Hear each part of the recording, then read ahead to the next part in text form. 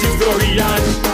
It's come a masquerade from Africa. Only at 1920s, people from St. Kitts leaving.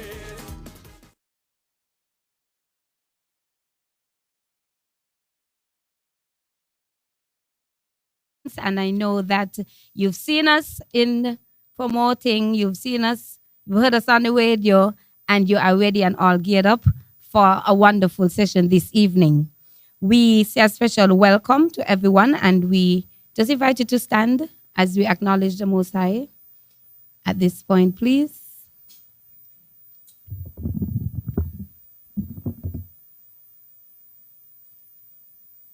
Father God, we thank you for today. You've created it beautiful, and we are beautiful in your eyes. One of the most beautiful things, God, you've created is the talent of music and art and creativity. And so, God, we honor you this evening as we try to establish and professionalize what we call as our music wireless. We thank you, God, for the time that our presenters and our audience have availed themselves to be here so that we can have a discussion. We pray, God, that the discussion would be productive, would be successful, would be fruitful, and going forward, all policies regarding this that we call our own would be done in excellent order. Thank you for your presence with us. In Jesus' name, amen. You may have your seats.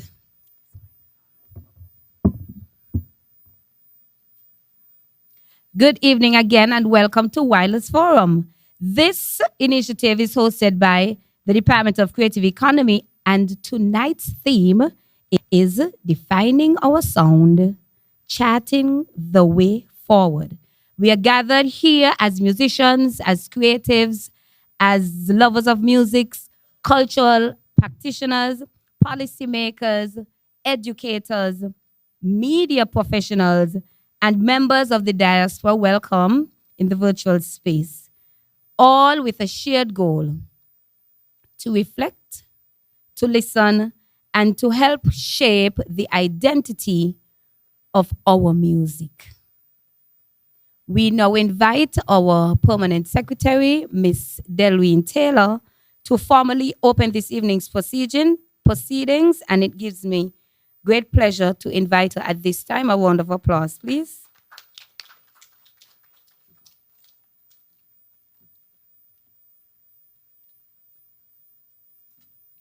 Good evening, everyone. And I hope everyone here present this evening and online listening are just as excited as I am and the staff at the department that this is finally happening. The Wireless Forum is a national dialogue series hosted by the Department of Creative Economy, centered on the theme that you would have just heard, defining our sound, charting the way forward.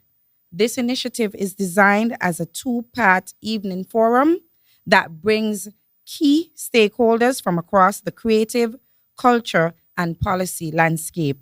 The primary purpose of this forum is to facilitate an inclusive, structured national conversation aimed at gaining a clearer understanding of the indigenous sound, or sound of St. Kitts and Nevis, traditionally known as Wilders music.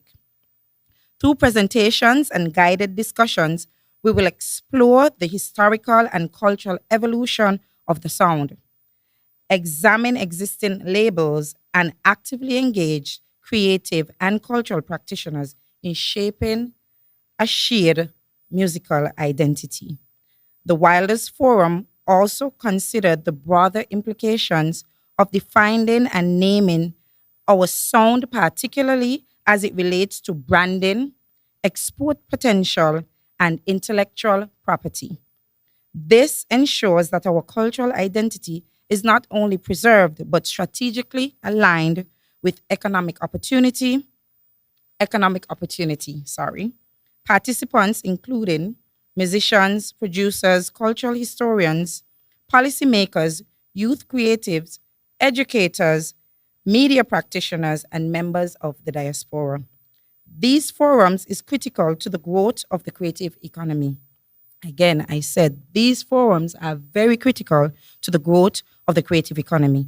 A clearly defined and officially recognized sound strengthen national branding, improve export readiness, and support intellectual property protection. It advances the overall quality of the product by expanding talent, building capacity, and positioning our artists and producers to compete more effectively in regional and international markets. Ultimately, the Wilders Forums support cultural pride, intergenerational knowledge, transfer, and national identity. It lays the groundwork for official recognition and long term adoption of the St. Kitts and Nevis sound, ensuring that our music is not only heard, but clearly identified, valued, and sustained for future generations. Simply put, this is a part of our DNA. This is our culture. This is who we are. Thank you.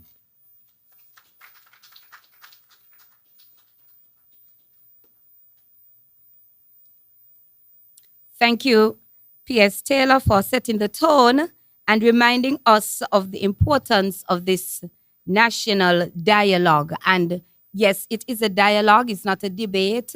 What you think it should call and when it started and who is a debate? But I say not a debate because debate is a nice name for a fight. And so I can't fight. I don't just look on the side. Me gonna do like the young people and tape it. I will just run. But we're going to have a good discussion this afternoon. When you came in your chairs, forgive me for those of you who are online, you met this.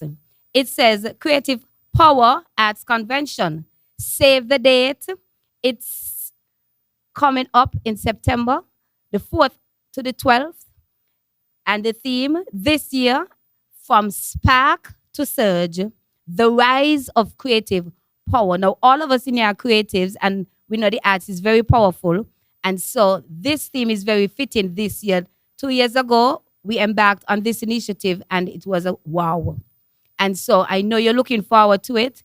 Those of you online, book your flights, bring a date, don't be late. It's gonna be great.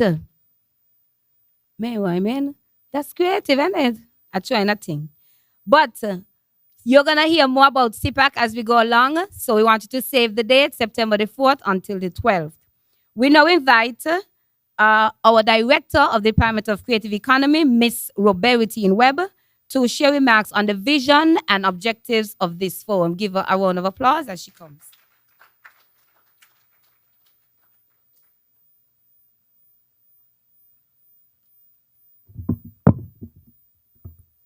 Good evening, all, and thank you for being here. Today is not about announcing a decision.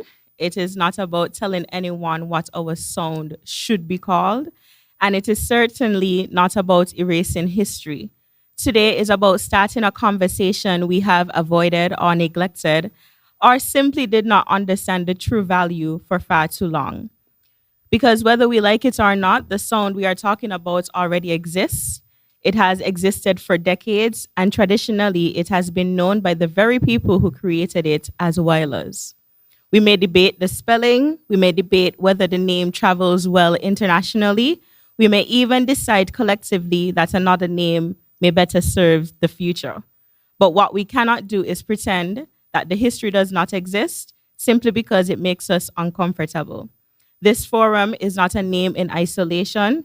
It is about identity, ownership, cultural memory, and how we choose to carry our sound forward without losing its soul.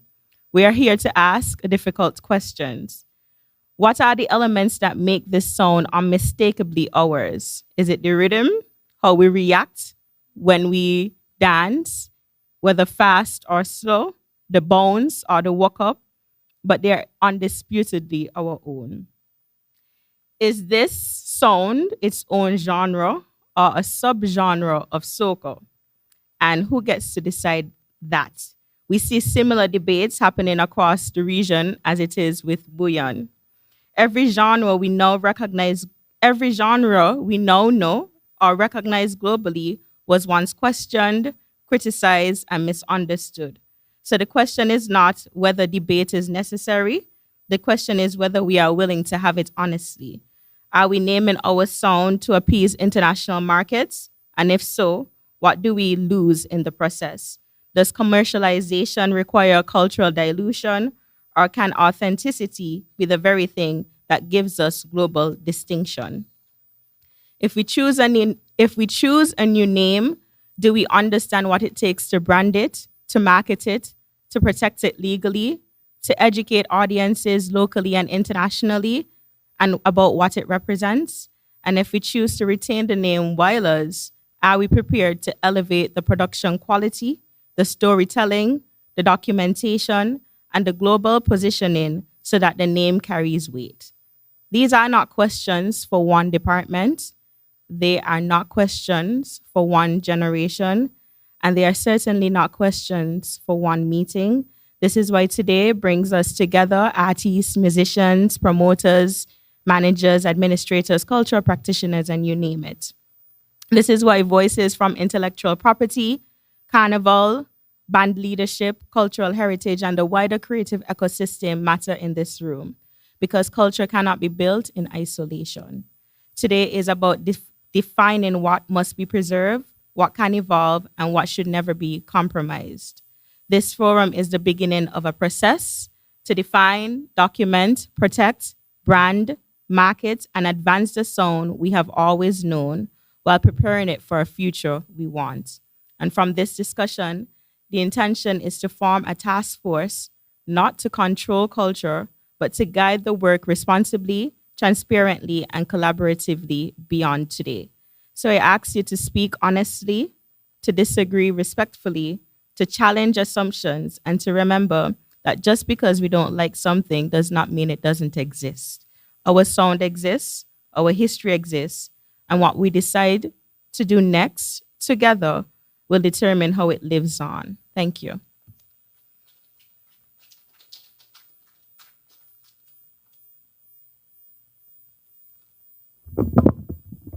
Thank you, boss lady. That's my name for her. As she correctly says, what we do together determines how it lives on. And so I mentioned CPAC. CPAC is Creative Power Arts Convention. That's a huge thing for our department. It is regionally and internationally a creative hub. Basically, you have some days of powerful, energetic training, intensive performances, entertainment. We have marketing. We have business sessions. We have a whole host of networking opportunities. Persons come from regional and international spaces to come and share with us and take from us what we know to be creative, who we are, and what they do. And so this is something that you don't want to miss. We have creative clinics, we have consultations, we have opportunities where you can actually pitch your business idea, your creative idea, and win something. It's just development on a whole. It's edutainment, it's empowerment for us as a people. And it's the best in the Caribbean, in the region. I cannot find any other, because it embraces inclusivity in that it's not just performing arts. You have culinary, you have all the disciplines that are catered to. And so you must find somewhere to go. You must find something to do. CPAC is where you need to be. We are launching very shortly. So at the back of your little flyer, you'll see the launch party that you are most welcome to join. Thursday, the 26th of February, and February is moving very fast, from 7 p.m. to 9 p.m. And this will be held at the Carambolo Beach Club. Can I say club? Yes, at Carambola. So that's the launch party. Come see what it is. We're going to launch our facilitators, so you could get a sneak peek of what you're going to enjoy. And it's going to be amazing. But we continue with today's presentation. We'll now invite our featured guests. Very honored to be in the house with these people. Practitioners and cultural voices. They're going to share insights about the evolution, the identity, and the history of our sound, of our music. And so first up, we invite Mr. Wingove Hicks, who has been a part of our musical industry and journey even before I was born, I think, and I'm still very young, perhaps. Mr. Hicks is a well-renowned music teacher, former of the Bastia High School. He is the mastermind behind the Grandmasters Band, Champsville. He's a real debate up here, because when Miss Kelly come, I had to change my speech to sound like I'm from Old Road. But we're in the village for now. Ellie Matt, if you know that name, and the GI's Brass. This is the mastermind behind of them. He will be taking us on a journey into where the sound actually came from and how we're transitioning the sound into what we know now. So give it up for Wingove Hicks Williams.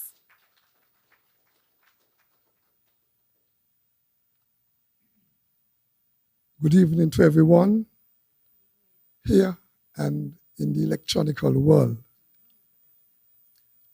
If I were to give a comprehensive history on where the music came from, I'll need the entire forum to do that.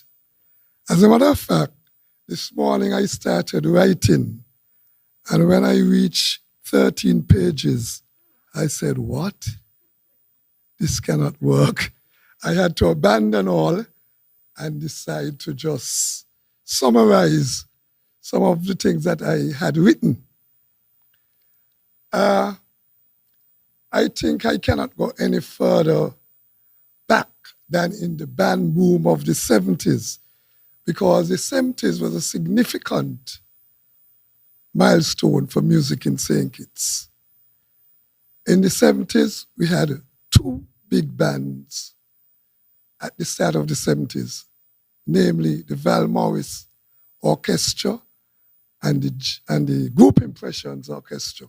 When I say big bands, for those of you who may not understand big band, Caribbean big band style, because big bands could be defined different in relation to the nature of music.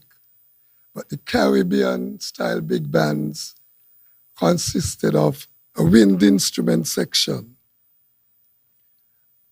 the electronic section with guitars, keyboards, and then there were percussion sections, which included the drum set, the iron, cowbell, conga drum, the timbale. Some of you may not know what the timbale is, but the timbale is an instrument that was created in Cuba and is widely used for salsa music. Most original salsa music do not use the drum set. So they use the timbale, that is two drums and a cowbell at the top. So most of you, whenever you see a real or true, authentic salsa band, you would see the timbale. So we had, as I said, we had two large orchestras only. And by 1977, we had more bands per capita, or more big bands per capita, than any island in the Caribbean. That sounds amazing, right?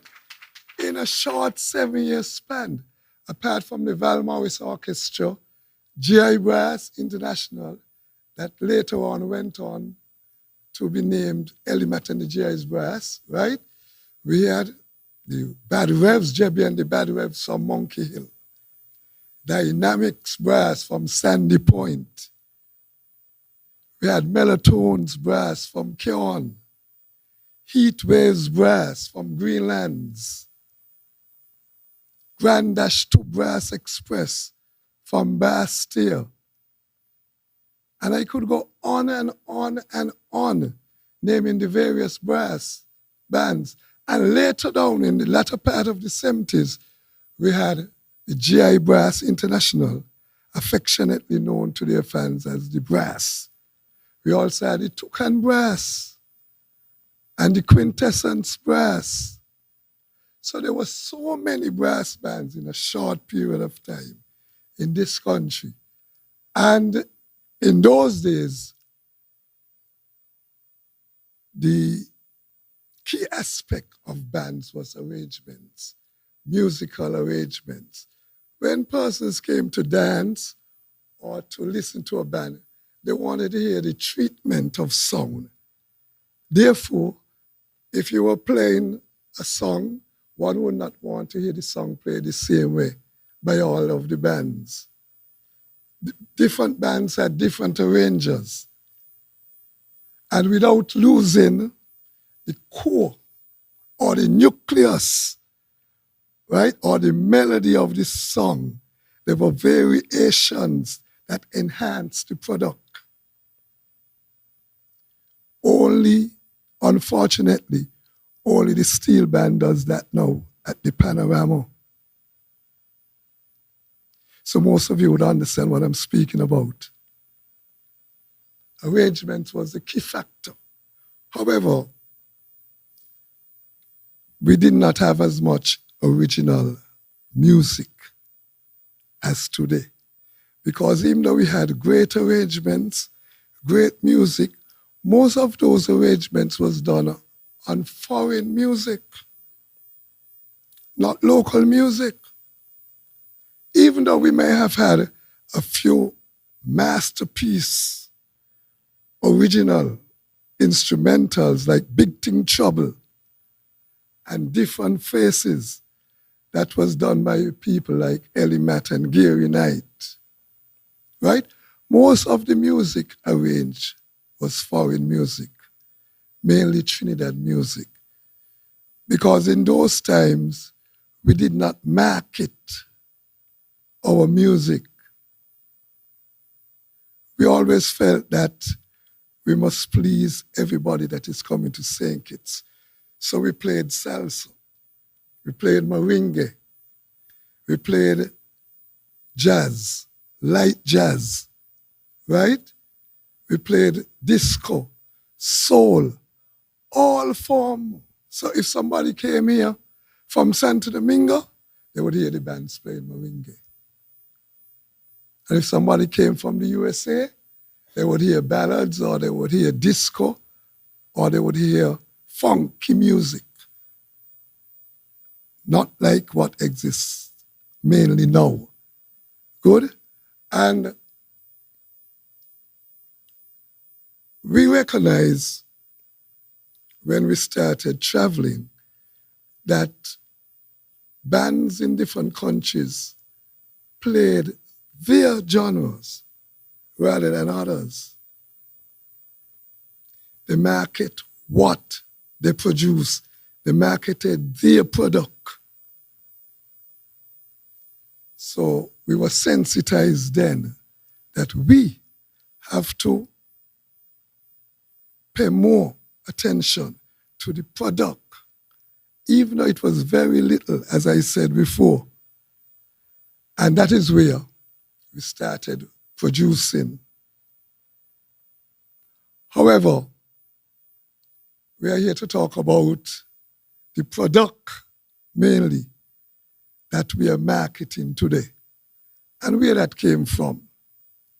Because as I said, we marketed product from all over. Even the calypso and soca music that we rearranged back in the 70s, it was mainly music from Trinidad and to a lesser extent from St. Kitts or countries around the region.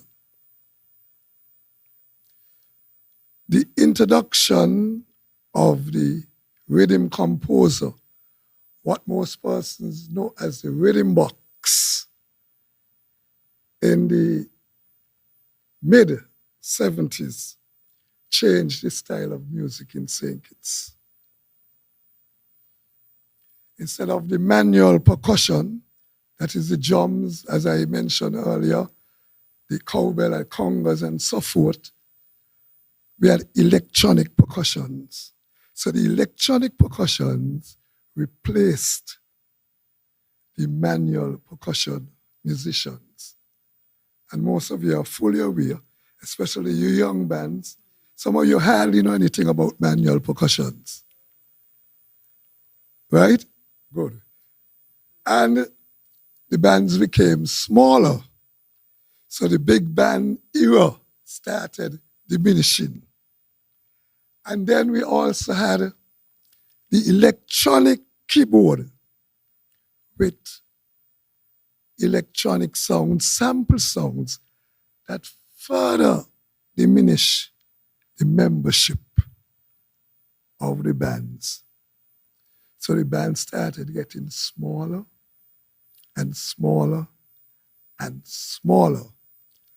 And a good percentage of the music was produced electronically. Because for music that we produce, that does not have much variety in the tempo, right? The electronic percussion is more efficient in that there is no fluctuation. A manual musician would fluctuate from time to time. And then it was easier for recording. But as the rhythm box developed, the percussions became tune percussions. So you could play a melody on the cowbell, a melody on the conga drum, a melody on the iron, and the same kits or the federations, programmers use it to the full extent. They programmed better than anybody anywhere else. And that is what started changing the sound of our music. In 1978, Small Axe Band on the road, they were the first band to use the rhythm box on the road. Not the first band to use the rhythm box, but the first band to use the rhythm box on the road with a song called Jam Till You Flash It. And they took the road by storm because it was a transformed sound that no one knew about. It was a sound with a direct, steady pulse that manual musicians could not have produced. Even though Adrian Lamb's Toucan was actually the first band that used the rhythm machine in St. Kitts, but they had used it mainly for percussion, for the replacement of the drums and conga, right? But Small Axe was the first band that used it for the full extent of the machine, and the other bands followed after. I think most of the bands that exist today existed after that time, because when Small Axe used that, there weren't any Grandmasters, New Vibes.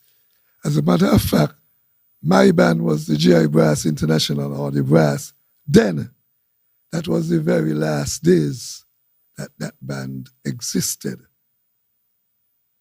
And that is where the genre actually started. Now, I am very much impressed that we have reached this stage, because all of my wide travels, people always confront me, especially foreign persons.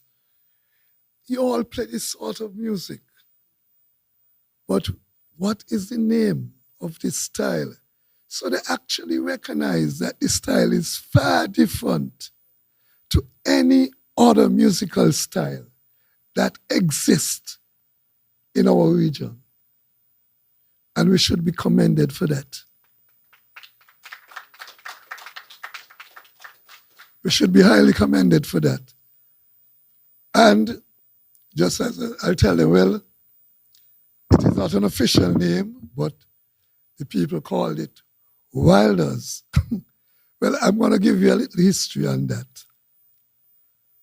That Wilders name, it came from one of my vocalists in Grandmasters, when we did our first recording, the younger persons in the band back then wanted to name the album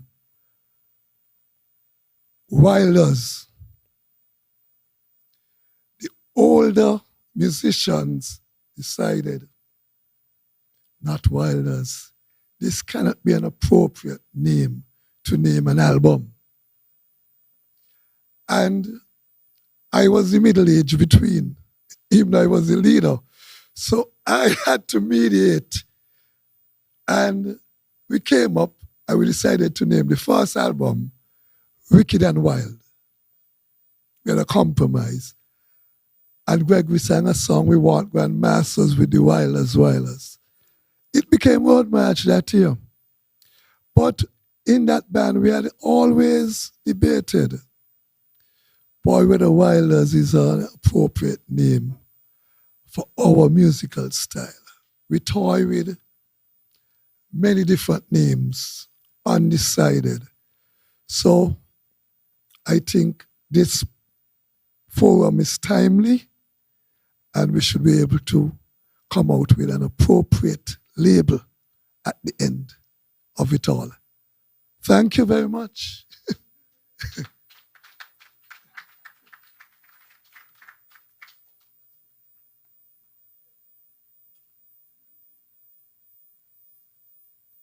Wow, that was a mouthful. That was a mouthful.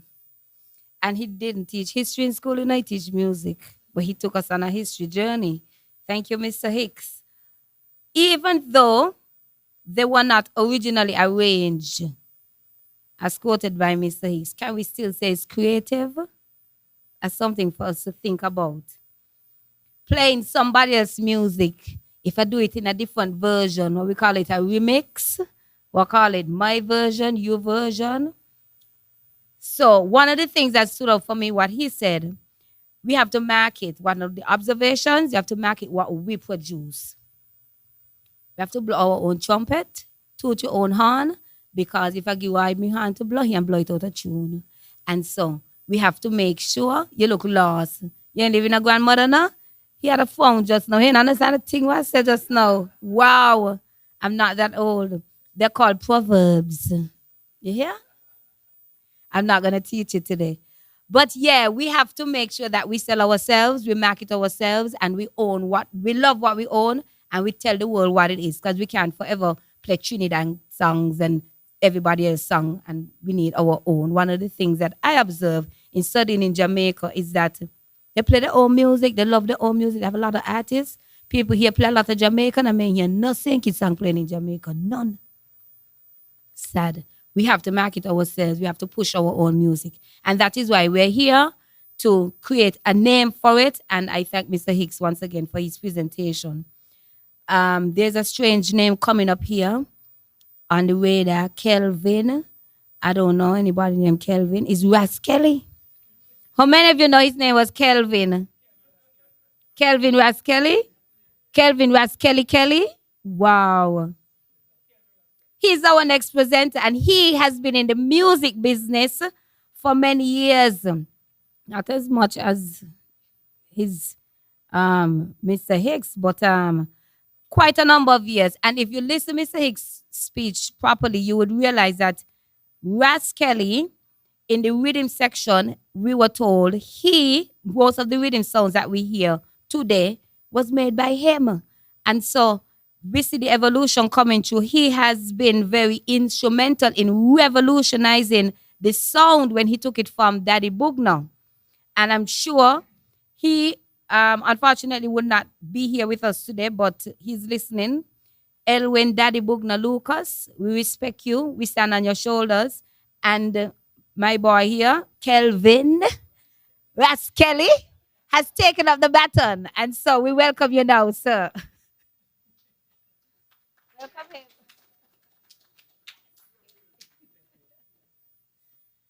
Good evening, everybody. Everybody know. And first of all, I want to say, I started to play music 1990, sorry. That's when I was influenced by a guy named Jason from Challengers. He's the guy that I saw him playing keyboard and I wanted to play music. So I told him to teach me. He said, "You serious?" And I said, "Yeah." So he teach me, a few things. And from there, I take it, and I realize, I'm being good in this thing. But anyways, so in the early 90s, 1993, I started my own band along with me, myself, and Imran. He was the vocalist. He always been around. And then from there, small band thing.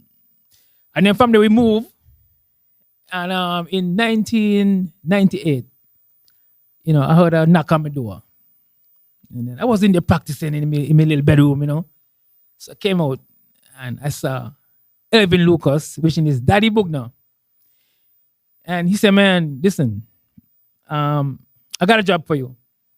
So I look at him. "What kind of job you got for me?"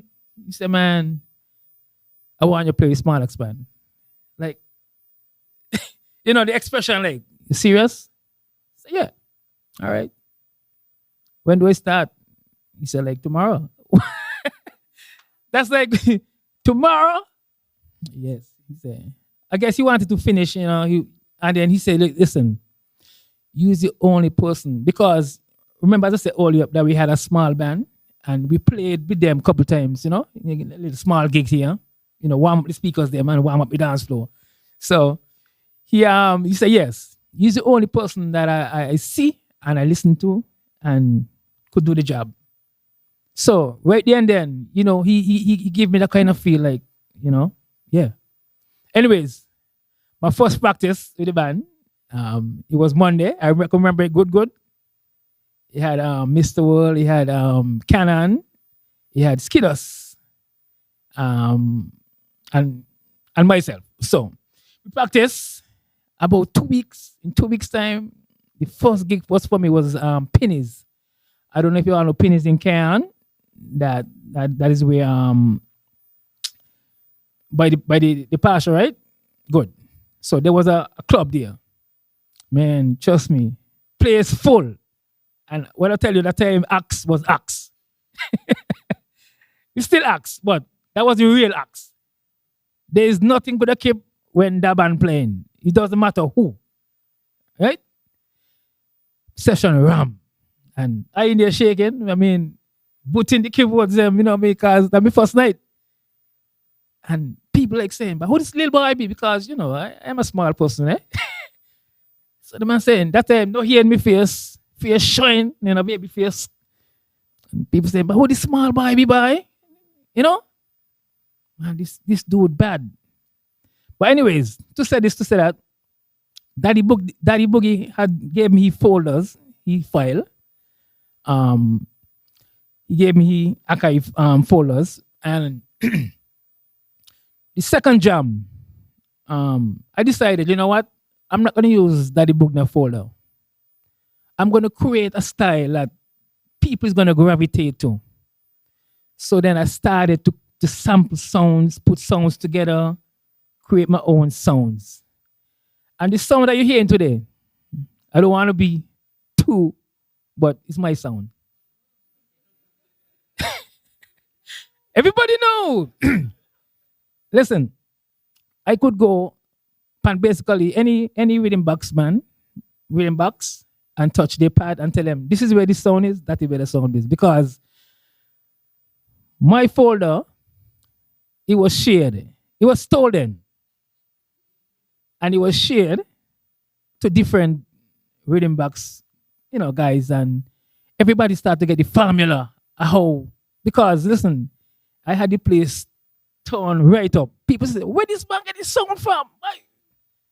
Where this man come from?" Like, people was amazed. Even when I would travel, even the Dominicans, the Cujans, the VI people, listen, they was amazed by the acts. The acts we was like outstanding, unstoppable. Travel locally. So anyways, so this sound, it was shared, and masters, start the program.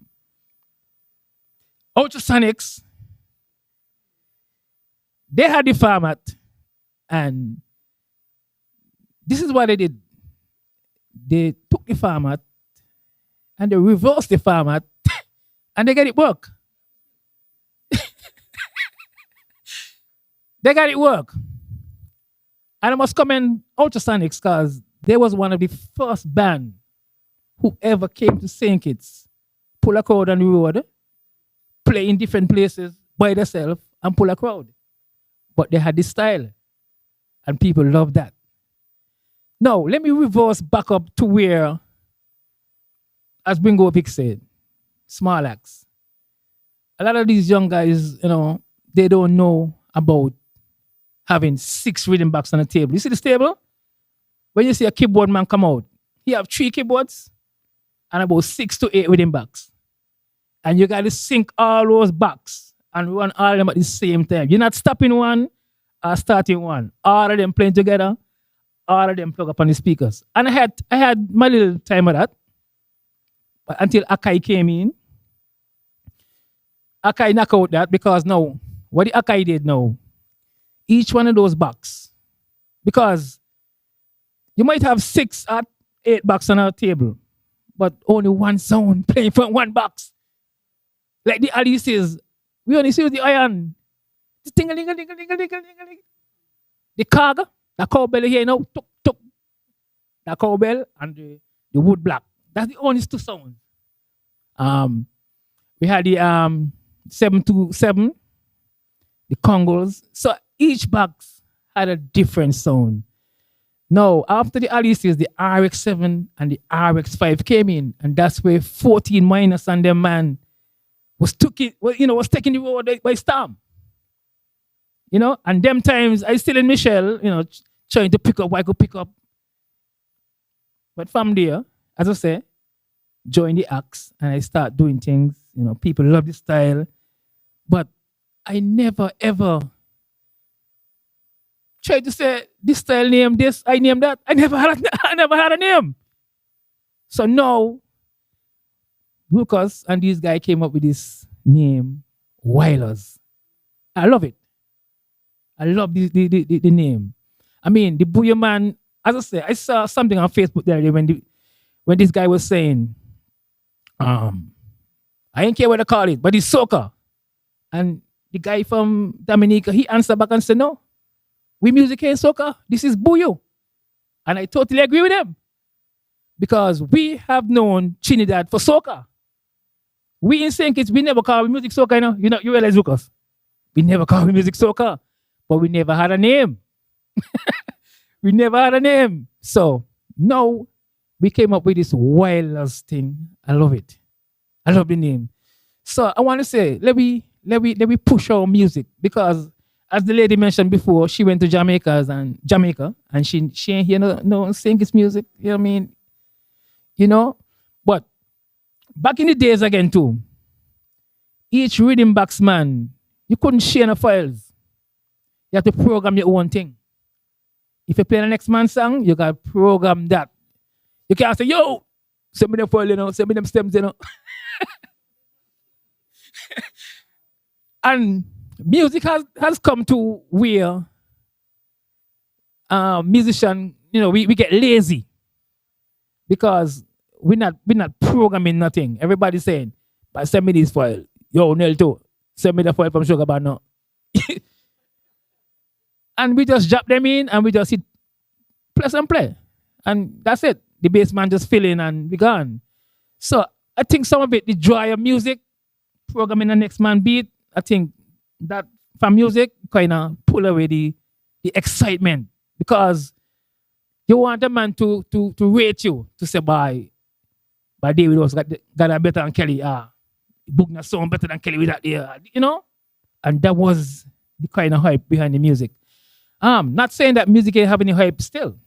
It have hype, but moving on to my style that was stolen and listen, it's It's like KFC. Somebody thief the formula from KFC. You don't have to go KFC anymore because you have the formula. The chicken, them, you got the formula. So it's the same thing. But what I've realized, and I want to commend Mr. Miller.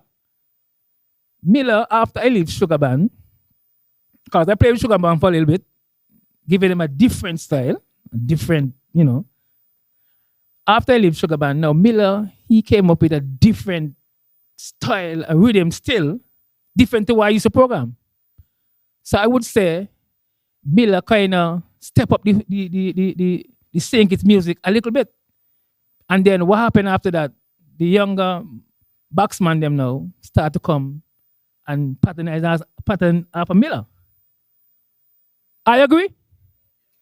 Definitely.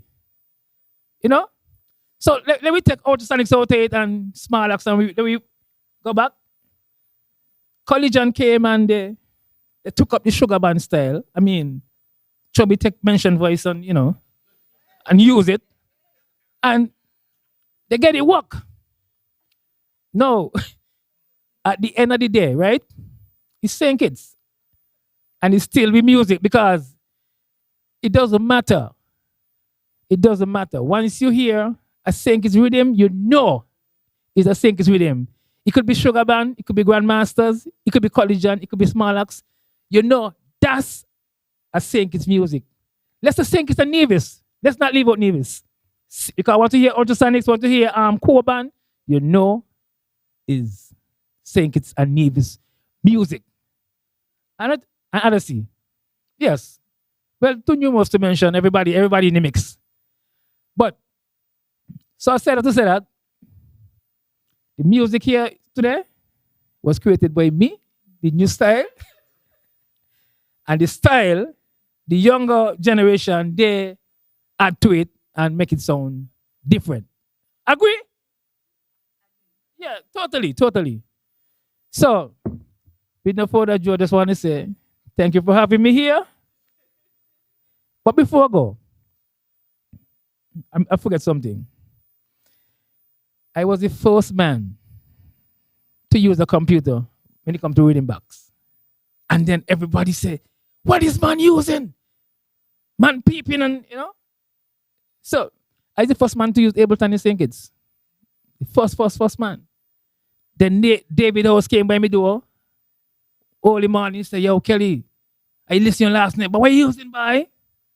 So all these sample thing, you see these R&B and this dance, that's my style again. But as I say, the younger generation, they come and they add to it. And I feel proud to see that the music is going on. So, with no further ado, everybody know!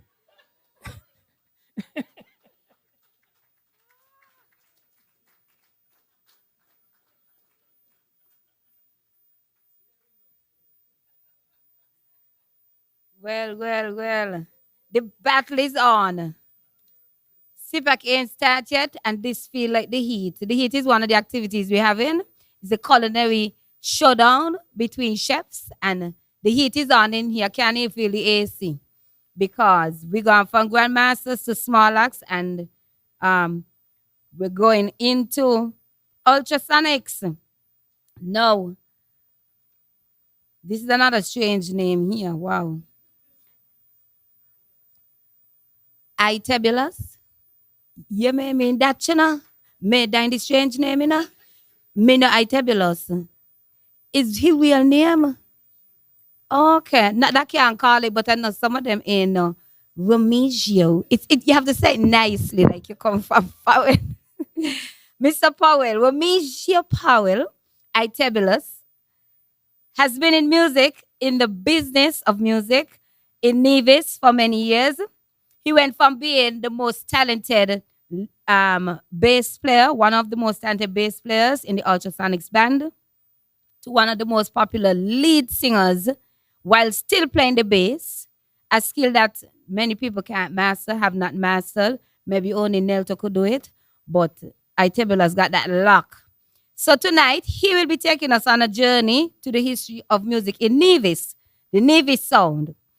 But As Kelly said, all it sound the same, so it's recognizable. So that we can understand how the sounds are connected. So put your hands together and welcome my good friend from overseas, Itebulus.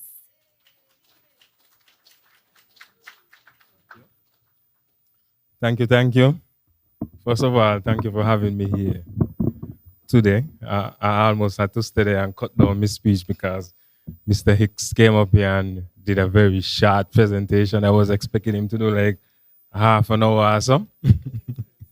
But yeah, man, I appreciate being here representing the Nevis and you know, when they started the band association here and the talk came up about the genre of music for St. Kitts and Nevis, we started a little committee in Nevis, you know, to start to get information from the community so that we could bring it and share it here. And one of the committee members, unofficial committee, one of the members here, Miss Vinel Powell is here, and also Alec Williams, who is a part of it as well. They are music teachers privately and both with the Ministry of Education in Nevis. So they're looking information as well so that they can pass it on to the younger generation and make sure we're going in the right direction, right? Correct? My journey with music. I guess my good friend here kind of give you a brief, so I don't have to go too much into that. But I started understanding music like in the early 90s, somewhat in the late 80s, but I think I had a memory reset after Hurricane Hugo, so I would just say from 1990. From 1990 to 1994, 1995, I spent most of my vacations in St. Kitts. I grew up around a Christian home, so, you know, in Nevis, you keep it nice and strict and everything. The only thing my mother ever took me to in Nevis concerning culture that I could remember was parade. You know, you don't go down and see the parade and so on. But when I come to St. Kitts for Carnival, I get to go town and see Carnival. My aunt over here was a Christian too, but she had two daughters who like music. So shout out to my cousin them, especially Nisha, who used to bring me in town, and we get to go around. And you know, before that we had like some of the bands that Mr. Hicks mentioned, the brass bands them, and then from the early 90s started hearing Grandmasters and Small Axe and 14 Minus. I first fell in love with Grandmasters. I was a Grandmasters fan from the early 90s because they used to play in Nevis a lot too. In case you don't know, a lot of Kittitian bands used to come to Nevis to play. When Nevis Culturama started in the 70s, we didn't have our own music, so it was more so using different persons' music. I also heard that even Burning Flames got a road march in Nevis in the 70s, I think, because we didn't have our own music. So we always look at the St. Kitts bands and try to emulate them. So as a band lover, you get the opportunity and you want to see that, you know. So my first time hearing about Wailers was in the early 90s, and obviously it was by Grandmasters. And then after that, I remember coming to town and hearing this band singing. The name of the song is Pussycat Abada Me Mule Me Lick It Down. Small Axe, I think you know that. And when I heard that sound, that is when I realized this is a phenomenal sound, because they had the rhythm box thing unlocked. They had it unlocked. And so you start to realize that this is going to be the music, the sound that going forward now. And then after that, there was 14 Minus, where, as somebody suggested, I think Kelly, the man used to have a lot of rhythm box. So they used to have rhythm box on the table, sometimes all on the floor. They used to have the drum machines, the Alesis, the 707, 727, the Roland, and then came the RX5 and the RX7 with the different sounds that them guys use. But I think what really cemented the sound was the mid to late 90s. For most of the 90s, Bugna, of course, dominated the band scene. He had a very steady, consistent sound, and Small Axe band the same way had a consistent sound. So they were well known for that. Later on in the 90s, when Raskelly touched the and I call it, that was the old age of the AI, the modern technology, because if you take out the K and the A from Akai, you get AI still. But basically what the AI is doing now to the workforce is what the Akai did to the drum machine, them, right? took the job of all of them, basically. So, when Kelly took over that in the late 90s, that was it. That was the sound.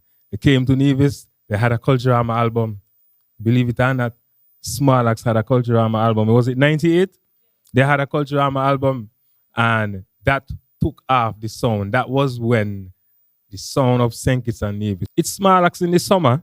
There's no competition because it's not carnival where you have the other big bands competing. So Small Axe get a lot of airplay in the summer of 98 with the album, and then went straight into carnival, the same thing.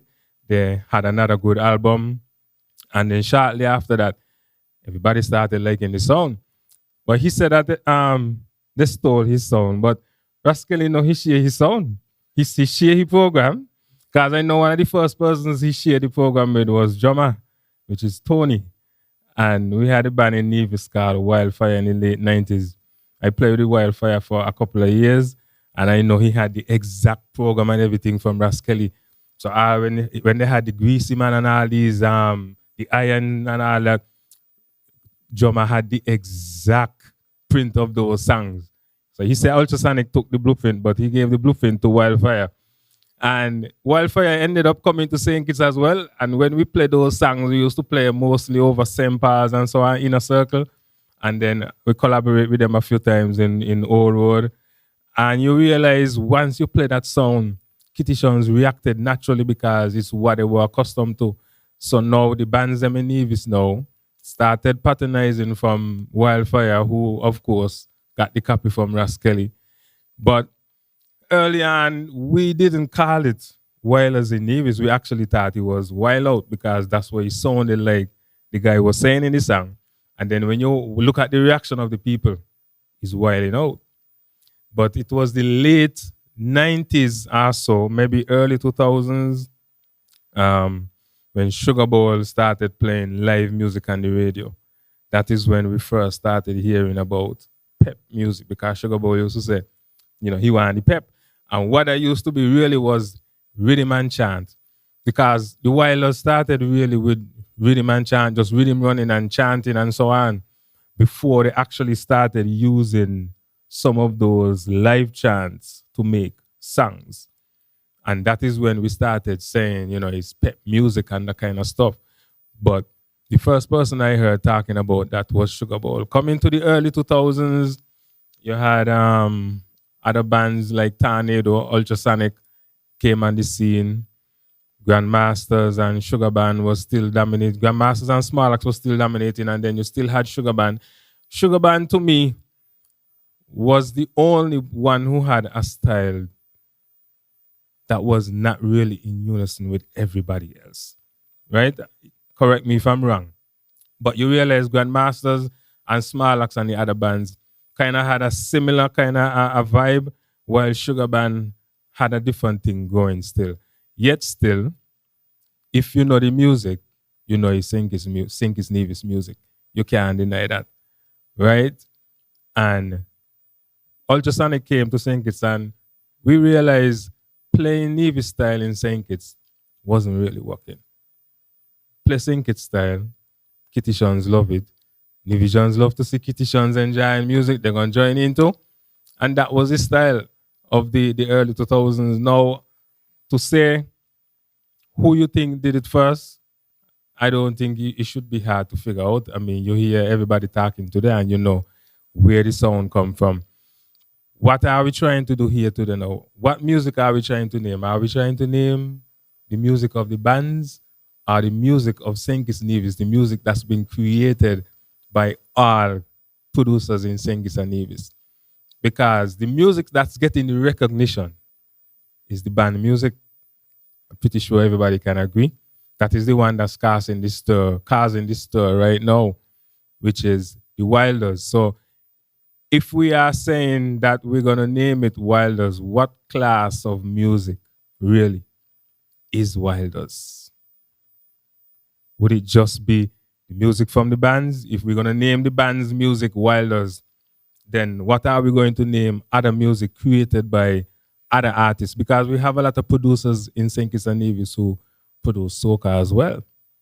They produce different types of music that Some may have a debate whether it's soca or whether it's wilders. So that is something that we have to take into consideration. We have to focus on that one really. Over the years now, over the past 15 years, also, I would say you could kind of hear that the sound has changed, but it is still wilders. It's still using the same format which was created back in the 90s. It's just a different style of singing now, different style of arrangements. Some of the guys using different percussions, different sample sounds, but they all come back to it's still sounding like Sinkis Nevis music. So I say that to say, how would we really identify what makes up, what elements make up what is Wilders? I was hoping that Raskelly or Mr. Hicks would have mentioned that because that is a very big debate right now. Persons want to say that it should be two cowbell and three congos and one kick and this, that, but do we really need to get down to that science of it to say this is wireless? Because ask anybody who were not born in St. Kitts and Nevis when they hear the music, how they identify the music. Maybe that might help us. Maybe that might help us. But for us to ask the creators and the producers what makes up the sound, it might just come back to Raskelly saying, and me created in the 90s. Right? But I think that is something that we need to take into consideration. So yeah, I'm just hoping that we can have fruitful discussions, no big debate, and anything that we have to debate that we keep it good and fair and exchange fairly. I think that would be just about enough for me. And just like I said, I want to say thank you for having me here. Definitely a pleasure coming to represent on the Nevis behalf. Thank you very much.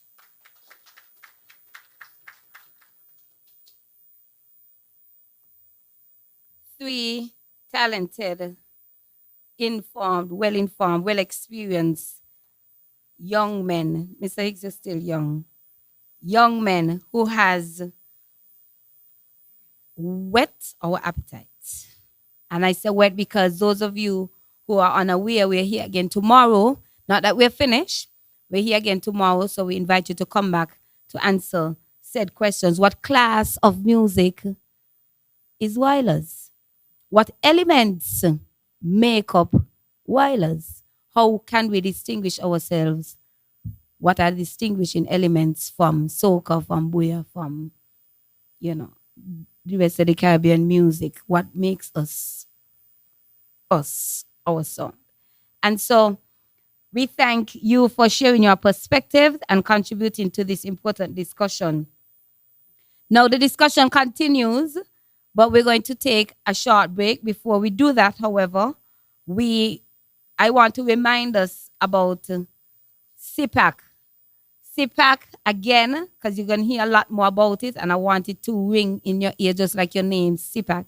It's September the 4th to the 12th and of September this year, please, 2026, 9 days. It's a dynamic week. It's revolutionary. It's creative empowerment. We want to make it a transformation of the economy. We're going to bridge the gap between the artistic expression and the development of the creative industry. It's a celebration of diversity in culture, diversity in race, diversity in ethnicity throughout the region, and internationally. It's an atmosphere where we appreciate. It's the atmosphere we're going to be learning and discovering who we are and how we can better ourselves and our craft. And I'm really happy to see these youngsters in the audience tonight. I listened to them at the Bastille High Clash. They were amazing. I won't say who they were better than, but they were amazing.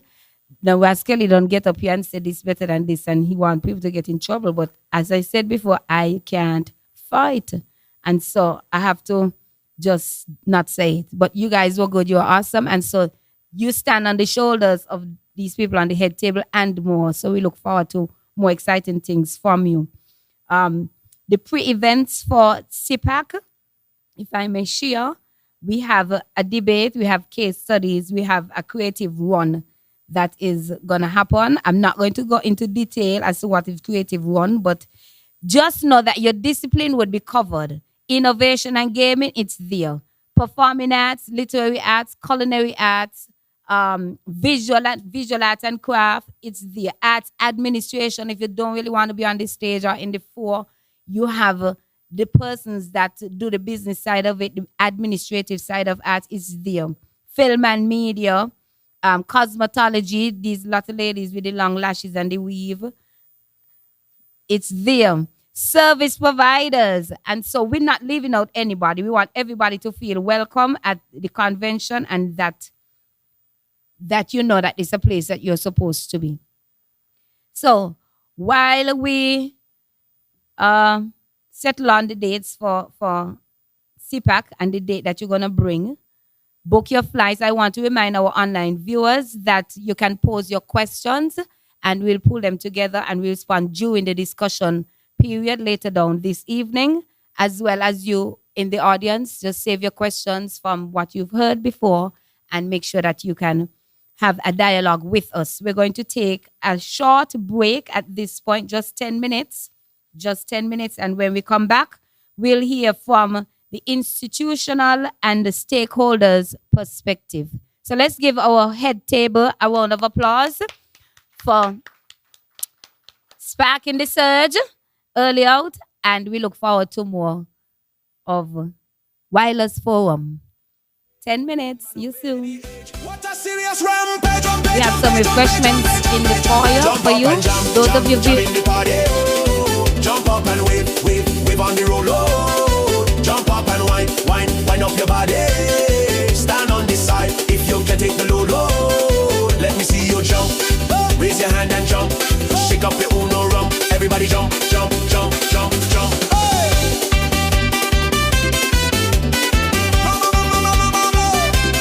Put your hands in the air and wind. Hey. Young girls fatting, they going all night. Jump and wave, everybody jump and wave. The way they're dressing, looking good for spite. Jump and wave, everybody jump and wave. They're fit and ready for any action. Abdullah waiting just to have some fancy we dingole. Wine we waist and la moshe. Raise we hand and break away. When we come to fit and soaking wet, gripping tight with dripping sweat. Without care, without regret. Saunders rise, we ain't tired yet. Has yet. Jump up and jam in the party. Oh. Jump up and wave on the road. Jump up and wind up your body. Stand on this side if you can take the load. Oh, let me see you jump. Raise your hand and jump. Shake off your uno rump. Everybody jump, jump, jump, jump, jump. Give it to me, rump. Give me rump. Give it to me, rump. Get, jump and wave. Everybody jump and wave. Jump and wave. Everybody jump and wave. Jump and wave. Everybody jump and wave. Jump and wave. Everybody jump and wave. Back shot.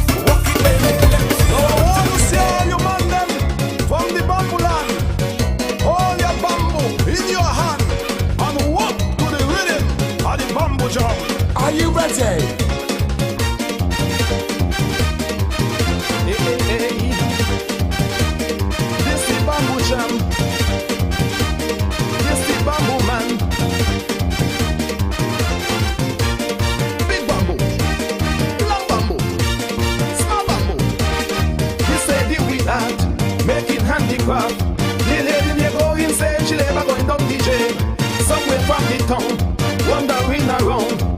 Make she grab and twigs and grass, so she products for glass. Yeah, she heard about the bamboo cane somewhere in the country. Flexible and hard like steel with durability.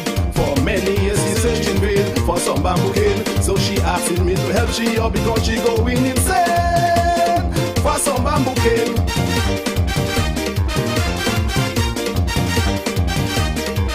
In the right place, you could get the right stuff. You could get the smooth one, you could get it rough. You could get it mornings, you could get it evenings, you could get it night times.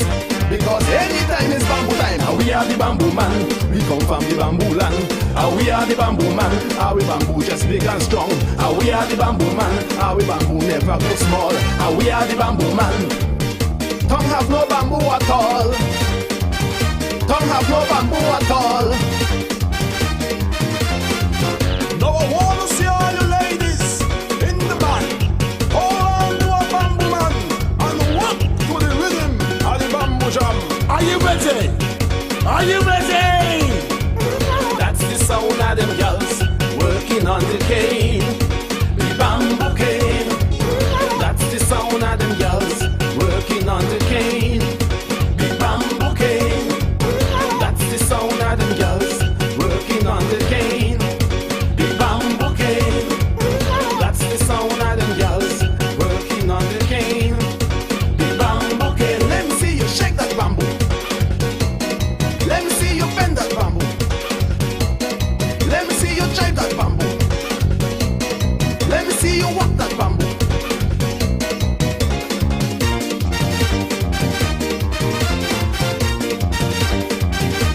We are the bamboo man.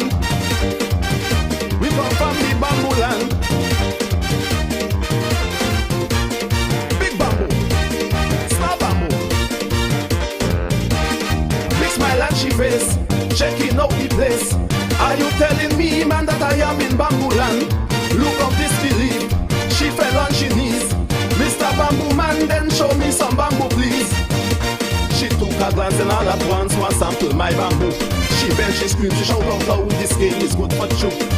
If it come in different size, bamboo man, I take it all. The okay young cane, long cane, I take it without no shame. Kill me with bamboo cane. Kill me with bamboo cane. You're in the right place, you could get the right stuff. You could get the full length, you could get the chopped up. You could get the young cane, you could get the old cane. Hold the cane from behind.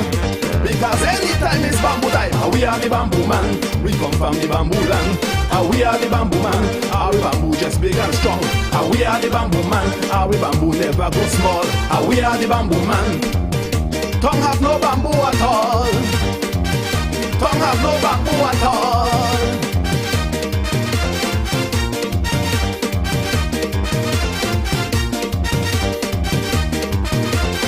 Now we are bigging up all them man who use them bamboo in a wise fashion. Man like Rat, Snagger, Halop, the Bulla, Daddy Fresh Call. That's the sound of them girls working on the cane, the bamboo cane. That's the sound of them girls working on the cane, the bamboo cane. That's the sound of them girls working on the cane, the bamboo cane. That's the sound of them girls working on the cane, the bamboo cane. Let me see you hold that bamboo. Let me see you bend that bamboo. Let me see you chop that bamboo. Let me see you jive that bamboo. Let me see you walk that bamboo. Let me see you chop that bamboo. Let me see you jive that bamboo. Let me see you bend that bamboo. Aha! That's the sound of them girls working on the cane, the bamboo cane. That's the sound of them girls working on the cane, the bamboo cane. That's the sound of them girls working on the cane, the bamboo cane. That's the sound of them girls working on the cane, the bamboo cane. Let me see you hold that bamboo. Let me see you bend that bamboo. Let me see you walk that bamboo.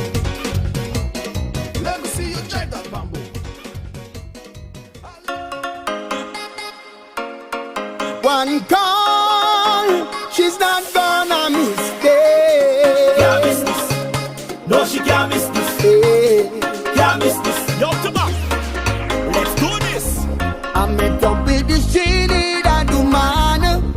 She tell me that she love for free soca. She says she come in take it for the control. She cannot miss it. So she wanna see bands and the trucks and the road. She wanna see girls wearing sexy costume. Wow. Ticket on the book and she coming to home. Sugar must spin and she mind. Carnival calling she for. Says she can't miss it. She can't miss it. Won't miss it. She won't miss it. No time. Can't miss it. She can't miss it. Carnival in a she bed. Won't miss it. She said, Carnival, Carnival, Carnival calling me. Sugar must calling me. Yes, the road, bang the road. Yes, the road. Calling me. The vibes and the road, and the fun and the people. Yes, they Calling me. touchdown is vibes. Vibes. The people them nice. Fall in love with this Green Island paradise. The rum and the ice, communion, oh Christ. It's nights after nights that she come here to She wanna see bands ride. and the trucks and the roads. When she husband at home, feeling very insecure. My, Ticket already booked and she coming to home. Sugar must spin and she mind. Carnival calling she for. Says she can't miss it. She can't miss it. She won't miss it. She won't miss it. She can't miss it. She can't miss it. Carnival in a she bed. Won't miss it. Carnival, Carnival, Carnival calling me. Sugar must calling me. Yes, the road, bang the road. Yes, the road. Calling me. The vibes and the rum and the fun and the people. Yes, they Calling me. he calling. Calling. Move your man in, he calling. Calling. Back and all time, yes, he calling. The wine back and the man, yes, he calling. She love it, she love it, she love it, she love it, melody, oh God, she love it. Says she can't miss it, she can't miss it, she won't miss it, she won't miss it, can't miss it, can't miss it, Carnival in a she bed, won't miss it. Carnival, Carnival, Carnival calling me. Sugar must calling me. Yes, the road, bang the road. Yes, the road. Calling me, The vibes and the rum and the fun and the people. Yes, they calling me. Yo, sticker. Start to bounce up. Start to move now. Start to bounce up. Start to move now. Move. We out of order. We come to mash up the place. It's a disaster. Move. We causing trouble. Everybody move. We causing trouble. Say we causing trouble. Man a soca rebel. Say we causing trouble. Man a soca rebel. Lord can't stop me now. Me in a me zone. For carnival, the street is my home. How you come and fete? I no one get wet. Like a tree you plant. You don't want to dance, lad. When we step out, we run in the streets. Remember me say, don't fall asleep. No, you telling me that you pay money to come and fete and chat about we, lad. Don't vex me, please, don't vex me. You come and fete and no one forget dirty. Don't vex me, please, don't vex me. You come and fete and no one forget messy. Move. We causing trouble, everybody move. We causing trouble, say we causing trouble. Man a soca rebel, say we causing trouble. Man a soca rebel, everybody move. We causing trouble, everybody move. We causing trouble, say we causing trouble. Man a soca rebel, say we causing trouble. Man a soca rebel, lad. Me and my crew, we set for the road. 100%, we in fighting mode. In sun and rain, we don't complain, and that is why we are not the same, lad. So come and fete, I want to stay clean. With them stickers and their whiteys and their hair well khaki. So they start to cuss and start to fuss. That's why we say, you're not like us, lad. Don't vex me, please, don't vex me. You come and fete and no one forget dirty. Don't vex me, please, don't vex me. You come and fete and no one forget messy. Move. We causing trouble, everybody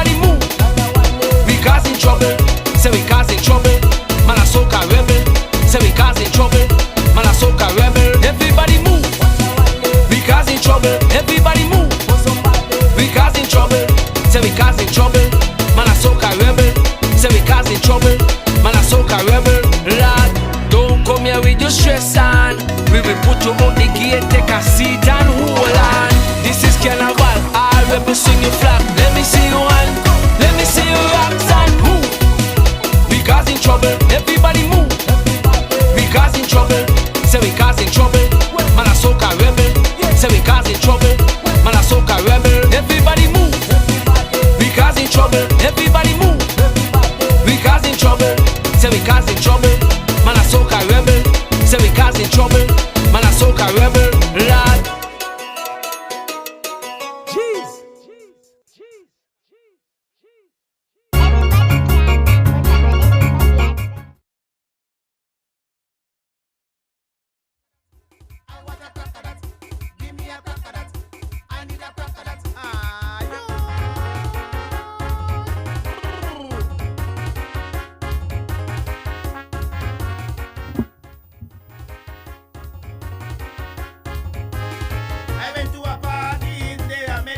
And we are back.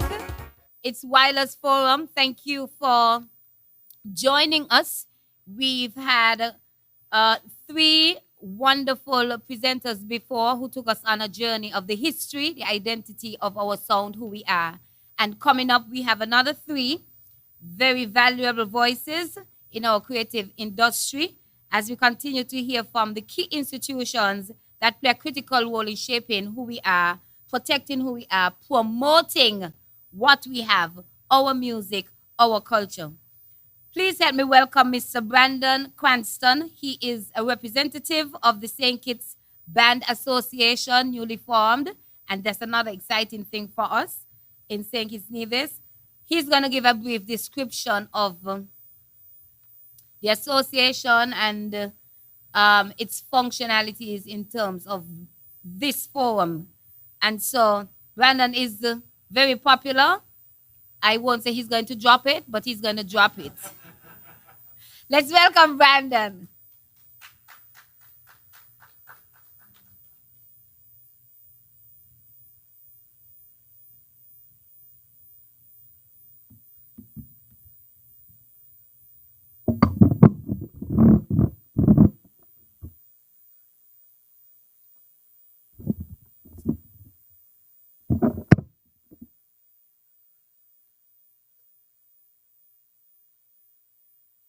Okay, good evening, everyone. Here at this forum and also on the electronic and the virtual world, welcome to the forum, the Wireless Forum. And I'm happy to be here today to be a representative of the St. Kitts Band Association, representing 7 bands in St. Kitts. Right, so just before we get into my presentation, I'd like to give a little background that the St. Kitts Band Association was formed pretty much last year around this time, where 7 bands were able to, 7 bands that have been somewhat competitive and rivals for such time, were able to come together and see the bigger picture to form an association so that we can preserve, protect, and also enhance the genre that we all play collectively. We participate in carnival. We participate all year round. We travel and we represent St. Kitts Nevis to the best of our abilities. So namely, the band association, the St. Kitts Band Association is made up of, newly formed and is made up of 7 bands, which are the New Voice Band International, Small Axe Band, Grandmasters Band, Excess Band, Upset Squad, ASAP Band as well, and last but not least, Excess Band, right?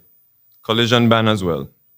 In no particular order, we are the members of the St. Kitts Band Association, right? And we also understand the importance of collaboration, and that is going to be a key word in my discussion tonight, why it's important for us to collaborate.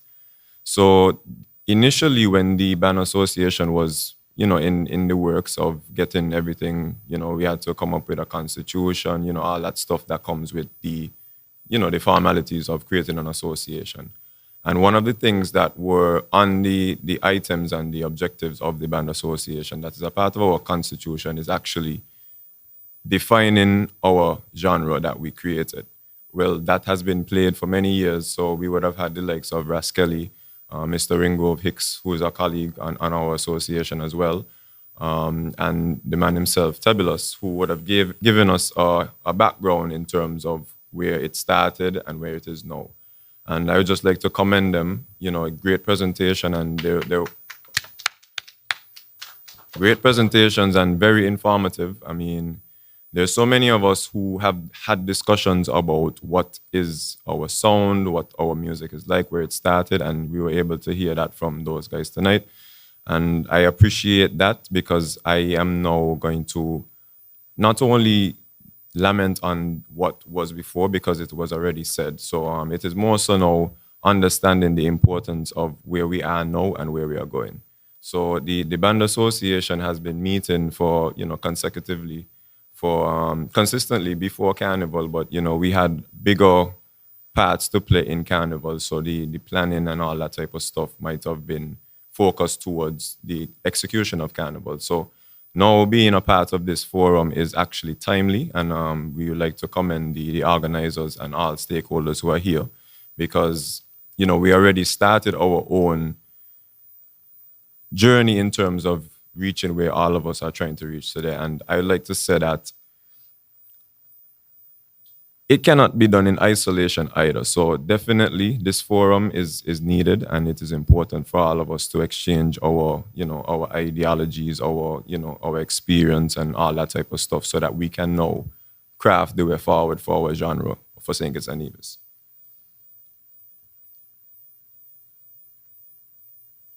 So earlier I said that collaboration is a part of, allow me to adjust this.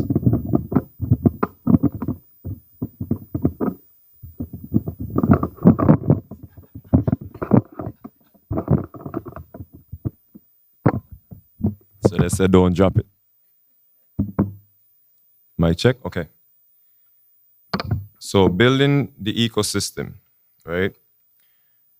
We have been seeing the active performances of bands, artists, and what we call a creative industry, where we would have done so many things individually and in isolation, where many of us just trying to practice our craft would have done it without proper management, proper help, proper support, proper funding, and all that type of stuff. And I think it is now a situation where the nation itself is understanding that we not just have a culture, we now have an industry that we are building here in St. Kitts and Nevis.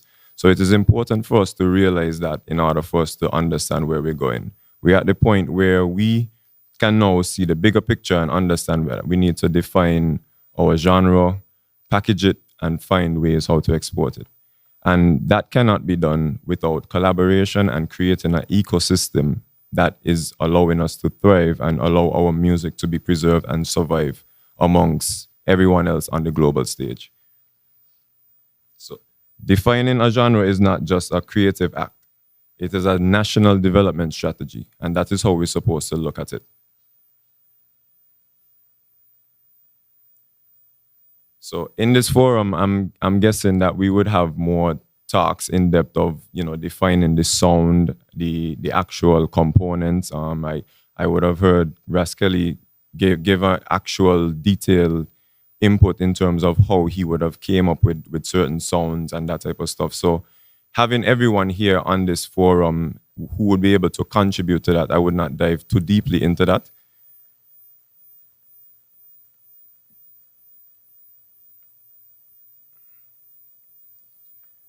But why branding our genre matters?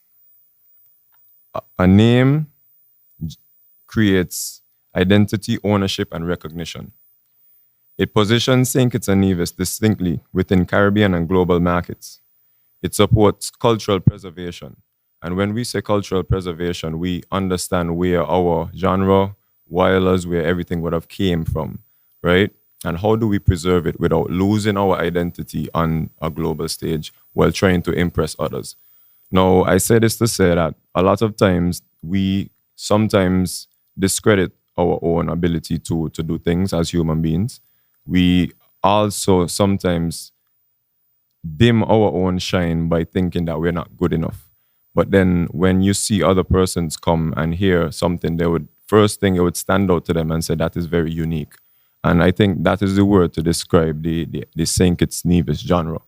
Right off the bat, listening to Raskelly speak and Teblis himself as well as Wingrove, anyone that you interact with, whether locally or abroad, they could tell you that St. Kitts has a different sound, right? And in one of the key fundamentals in branding is understanding that what makes you different is what makes you competitive in this world. So while thinking about that, we have to identify the things that make us different, and the things that make us who we are as Kittitians, as Nevisians, and what makes our sound different to the other subgenres of soca, however we want to label it. But we definitely have to look at what makes us different, what makes us unique, and the positive things that make us different, and also things that we collectively can throw onto the table to say, hey, I think we can improve, but still not losing our own identity.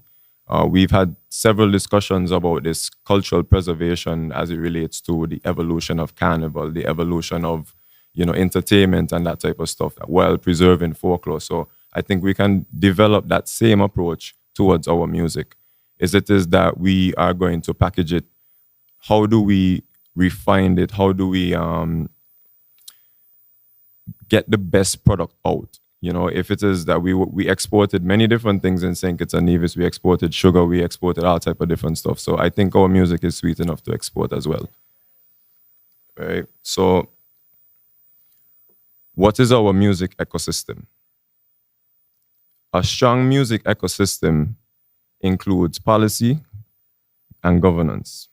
So we need to collaborate with the policymakers, people who are there for us to set the groundwork, set the framework, so we can understand that there's a foundation to be built upon. So if it is, I just want to say that if it is that we are focusing on defining the genre, that is closer to the roof. But we need to focus on what the foundation and what the supporting cast is for that building, right? So I'll describe it as the ecosystem.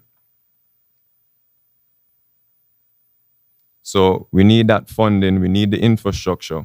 We also need performance platforms so that we could showcase that genre. So for example, just to benchmark, there's the Creole Festival in Dominica where there's predominantly booyah music being showcased to the world. Persons come in, persons travel to that. So in St. Kitts and Nevis, we have different festivals, but nothing geared towards 100% or 80% of local platforms. So maybe that is something that we definitely have to develop on to be able to showcase our genre in that format. So also we have to look at marketing, we have to look at branding, and we also have to look at the export channels, education and professional standards. Without this ecosystem, what happens? The sound remains unnamed, but we are here now to do that. So we are getting over that hurdle, and we will get over that hurdle because it's a very important hurdle. Talent remains unsupported. Culture becomes invisible or diluted. So, we have a culture. One thing I can say about St. Kitts and Nevis is that every weekend you can find some sort of representation of our identity, whether it's a jam session on the road, in a fete, or whatever, it is there, right? It is on the radios, and we have that going on. And we also inspire many of our regional islands that we don't necessarily understand. So we have one of the greatest band cultures that exists. In the earlier parts of the presentation, Ringgrove said that at one point there was most bands per capita. And I still want to believe that we are up in the numbers when it comes to that. There's Dominica, there's Antigua, but when it comes to, and the VI, but when it comes to bands actively, using their equipment and performing, and you any weekend in St. Kitts and Nevis, you can find a live band playing our music. So I would like to say that the culture is there, so we just need to find a way to package it. The pillars of a thriving genre.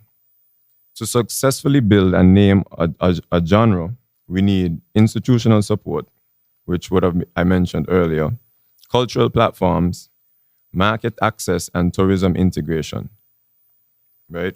Cultural professionals and industry standards. But most importantly, each pillar must work together. We cannot do this on our own anymore. So if it is that we have a situation where one entity, and I would speak based on the Band Association, and this is the reason why we came together. So collaboration is at the forefront of this discussion once again. So as one stakeholder being the Band Association, then we have the carnival committees, the music festival, the IP offices, and that type of stuff. So we have to find the ways now where we can collaborate and make those synergies support each other. Because musicians in St. Kitts and Nevis have been operating under many hats. You have singers, managers, songwriters, rhythm creators. We almost been doing almost everything at some point in time. And that not only because of the lack of support, but just because of the passion that comes from being a musician or a creative. Because it is a music forum, I would mostly speak on behalf of musicians. But later on, I will get into saying that musicians cannot do it alone. Bands cannot do it alone. Artists cannot do it alone. And that is why I use the word ecosystem.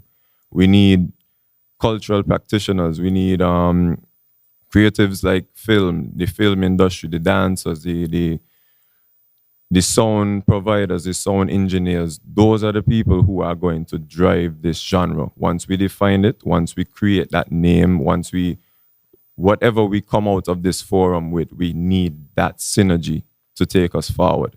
Without that, we would just be putting fresh paint on our old building, right? So we have to open our mind to, if it is that we are going to take this initiative to be here today, we have to come in with a more propelling and more approach to say that this is where we're going when we do find that name. We're going to hit the ground running.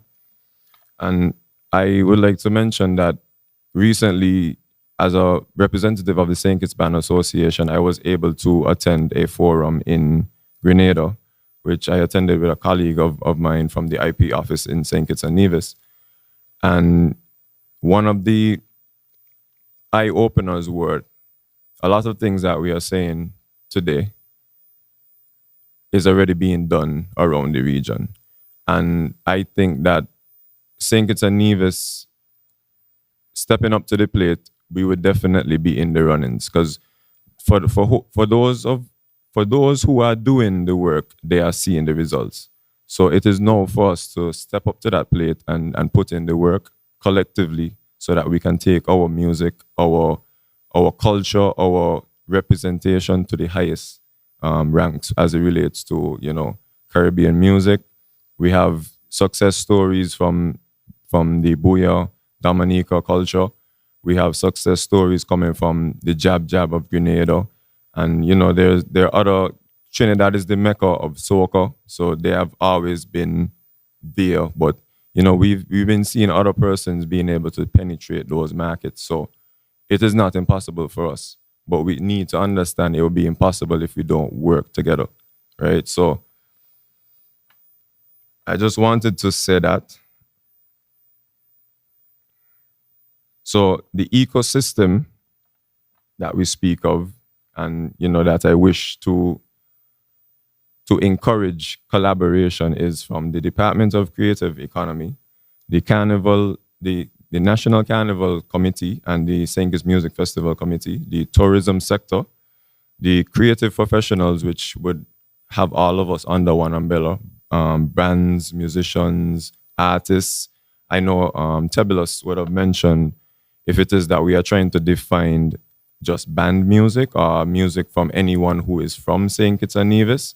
So those are questions for, that are good questions to get the conversation going. So the film industry, the artists, the dancers, the stylists, the photographers, you name it. And also, one of the most important aspects of the music business that we oftentimes overlook, and I'll just say when Raskelly said that Ultrasonics thief his style, one of his songs actually pop in my head. The thief me style, the thief me rhythm, the guy with my blueprint, and Ultrasonics need to get, you know? Anybody remember that song? Kelly, you remember that song? He almost sing it up here tonight, but you know, it's our style. So internally, no problem. But we don't want someone else to come and thief our style. So it is important for us to have the intellectual property office on our side to guide us as to how do we define our genre, how do we give it a name, and also how do we protect ourselves and also to monetize the industry so that we can make money from our intellectual property. And also IP and CMOs go hand in hand, things like Echo and other various CMOs, collection management organization that work with artists, bands, and creators of intellectual property who can also allow us to make a living from our music and give us more insight as to how to go about it as well. Because there's many of us in this room, I mean, who might have been creating, giving ideas from a very young age and not really understand how the intellectual property side of it goes. And if you date it back to when you were 15 years old, when Raskelly joined Small Axe Band, and he might have been able to have a different approach if it is that the educational side was there. Not saying that it's anyone's fault, but just the lack of knowledge is basically now at a older age you can realize that, hey, I might have been entitled to some compensation, right? But we've been doing it, we've been driving this industry on passion for a very long time. So it's time for us to be able to monetize it and, as you said, define it, package it, and find a way how to make a living and create an industry. So we're taking culture and we're turning it into industry, and we're now turning it into a product that has a synergy between culture, tourism, economics, everything that drives the economy. Because when you see music as a tourism product, you have, let's use Jamaica for an example. Listening to reggae music alone would urge you to visit Jamaica. Just understanding the story of Bob Marley would make you want to buy a ticket to get more information on that country. If anybody disagrees with what I say, but definitely, so I just wanted to say that we've had some success stories where we have people like Byron Messiah hitting the global stage, but there's so many unseen talent that we have here that are just waiting for it. And I think that music can be the opportunity for us to brand our country, brand our identity, and communicate a certain passion that comes with the culture of St. Kitts and Nevis. A lot of the times we have bands playing at hotels, and I'm not taking a little piece out of what Ringrove said in his presentation. We tend to play a lot of different music from everywhere else, right? So put yourself in the shoes of a visitor, a tourist. You come in, you book a fancy hotel, you want to see the experience of a local lifestyle and get a bit of the culture. And then you go down to your lobby, there's a band in the lobby or in the entertainment area, and they're playing Michael Jackson. They're playing Bob Marley. I mean, Bob Marley's Caribbean, but they're playing things that do not represent them. So you leave in that destination with no recollection of what St. Kitts and Nevis sounds like, right? And that is why it's important for us to be confident in the type of music that we play, and creative as well and innovative. So they say that we have a style of sampling and, remixing other person's music, but we also can put our own music to the forefront of what we have to offer, so that when a tourist comes here, they can leave and say, man, St. Kitts got some sweet music, right? I want to go back. I want to go to the carnival. I want to come to the music festival. But they would never know if we don't present it to them. They would never know if we are shy with it. They would never know if we don't have the confidence to even say that this is our music. This is the name of our style of music. This is our genre. So we have to be able to do that in order for us to be able to sell ourselves internationally and even regionally. So while our partners, our regional partners are doing the work, we can step up to the plate because the door is open, the gate is being open now, and St. Kitts and Nevis needs to go through that gate.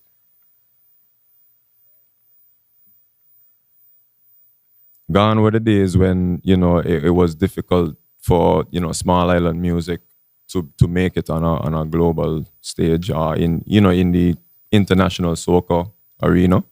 And now we can successfully say, gratefully say that you could hear, if you have the ear for it, you can hear the influence of small island music in the bigger island songs, right? You could hear the cowbell patterns. You would, I'm pretty sure you would have heard similar songs or couple songs that might have similar patterns to a beat that Raskelly would have made, or a beat that Stickle would have made, and different lines and concepts and the same thing. So nothing is new under the sun, but there are so many topics that we would have used over the years, and then you're seeing it come out and it's one of the biggest hit songs because of the artist that it came from. It doesn't mean that we're not thinking. It doesn't mean that we're not good enough, but it just means that something that we have not been doing correctly to get our music out there. And it takes a lot of collaboration. Again and again, I would say it over and over, collaborations. We need to collaborate with DJs. We need to collaborate with sound engineers to push our music. Whether it's band music, artists that represent the same genre, we need to collaborate. So we know in this forum, I think that we can get more input and from different stakeholders. I look around the room and I see Mr. Azim Bailey, I see who is a renowned sound engineer, very good at his craft. We have our cultural ambassador, DJ Tero. He is on the international scene. He's playing the biggest events and the top fets. He would have an idea as to what can we do differently? What can we continue to do? What can we change up a bit? And what can we do to enhance our sound and, get it to be as competitive out there? It could be something as simple as sound engineering, where Azim can say, hey, we need better mixing and mastering. We need to ramp up our infrastructure, our studios and that type of stuff. So, so I just wanted to say that even in conversation in this forum, we need to collaborate and we would have different opinions, but we need to come out of it all understanding that we have one objective, and that is just to push St. Kitts and Nevis music forward.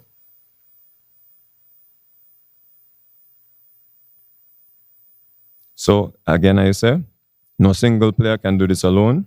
The government, the departments provide the structure. Festivals provide the platforms. Tourism provide the markets. Creatives provide the sound and the look. And that's it. We have our ecosystem that helps us to build the genre and not only just give it a name, but push that name to the as far as possible that it can reach. Thank you.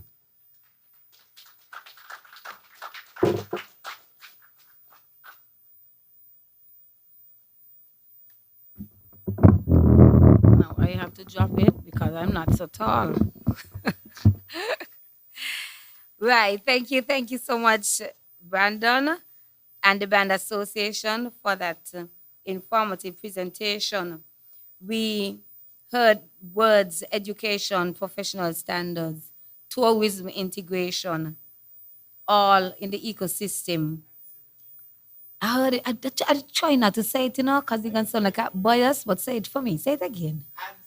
All right. Synergies.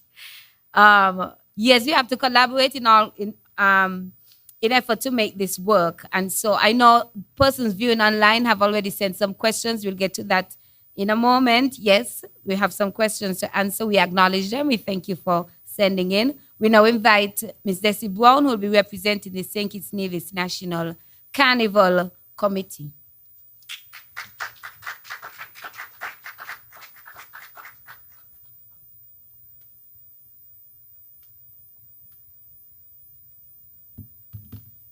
Greetings, everybody. All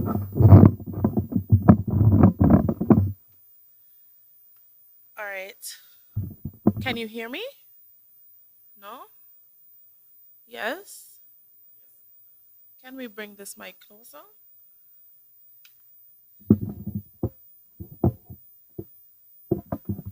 Better? No.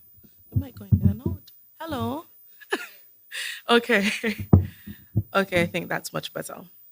Okay, hello everybody. I'll be, as I was just introduced, speaking on behalf of Carnival, and I'll be looking at Carnival's perspective on music as a cultural and economic product. I am going to say Brandon probably did his and my presentation, which it doesn't hurt to say it again, because we do have similar interests, right, as it relates to our music. So from a Carnival perspective, our music is not peripheral to our festival. It is actually central. It is its identity, the energy, and the market value of our carnival. So Carnival has long served as the primary platform that legitimizes, amplifies, and normalizes our sound, placing it on competitive stages, road events, fetes, and national broadcasts. So leadership within Carnival recognizes and values the need to evolve how this sound is developed, marketed, and protected. And as a result, we are committed to doing so. Not to dilute it, Brandon, but to ensure its sustainability. What I am saying is Carnival doesn't just host the music. Carnival helps to make the music matter. So our music is a differentiator. Again, very similarly to what Brandon would have shared. And I will also draw on references. Music is a key differentiator for our St. Kitts and Nevis Carnival. Again, St. Kitts Carnival can be differentiated by our music. So just like soca became inseparable from Trinidad Carnival, and Zouk became synonymous with Guadeloupe and Martinique, and dancehall would have shaped Jamaica's global cultural export. Now we're looking at bouillon, which is a sound we all seem to love and now enjoy, is a major cultural export for Dominica. Our music defines our carnival experience through the rhythm, tempo, lyrical cadence, and movement. And this sound shapes the pace on the road, the energy of the fetes, the identity of the competitions, the emotional memory visitors take home. While people may forget a costume, the name of a place, or food, they never forget how the music makes them feel. So what is our perspective? What does Carnival value? This is why Carnival's leadership has openly valued and recently rewarded several key principles that align with advancing our music. Some things that Brandon may have mentioned. What can we do to advance our music? Earlier music releases, something that we would really support. And we have supported, especially last year, giving a grand prize for early release of music. We want to support the promotion of that music, rehearsal readiness, and audience familiarity. Again, audience familiarity. Consistent production cycles, little to no last minute drops. I think we see this, and I may mention it later down in my presentation in Trinidad, where there's literally a period where bands launch, then you get the music, then you get the fetes and the vibes, right? It's really important for us to establish cycles for production. More rhythms and collaboration, allowing multiple artists to ride shared cultural momentum. Professionalization, a major issue that we contend with.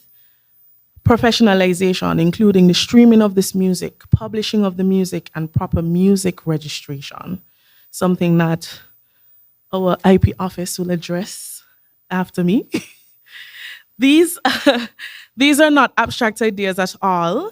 They are all proven models. So music hits much harder when the crowd already knows the words. And we know that. So DJ Terror can tell us that for sure, right?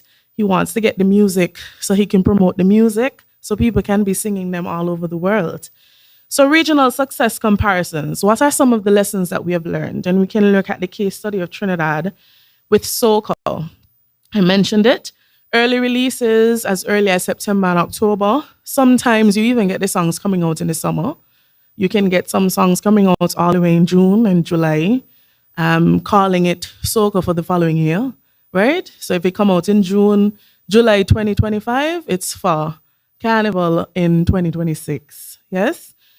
And They also have a very strong rhythm culture. You would find a lot of artists would collaborate on a project, or a producer will bring together some of these artists just to get the music out there, right? Popular ones, not so popular ones, a mixture so that they can be able to market their rhythm, their skills, and so forth, as well as their culture.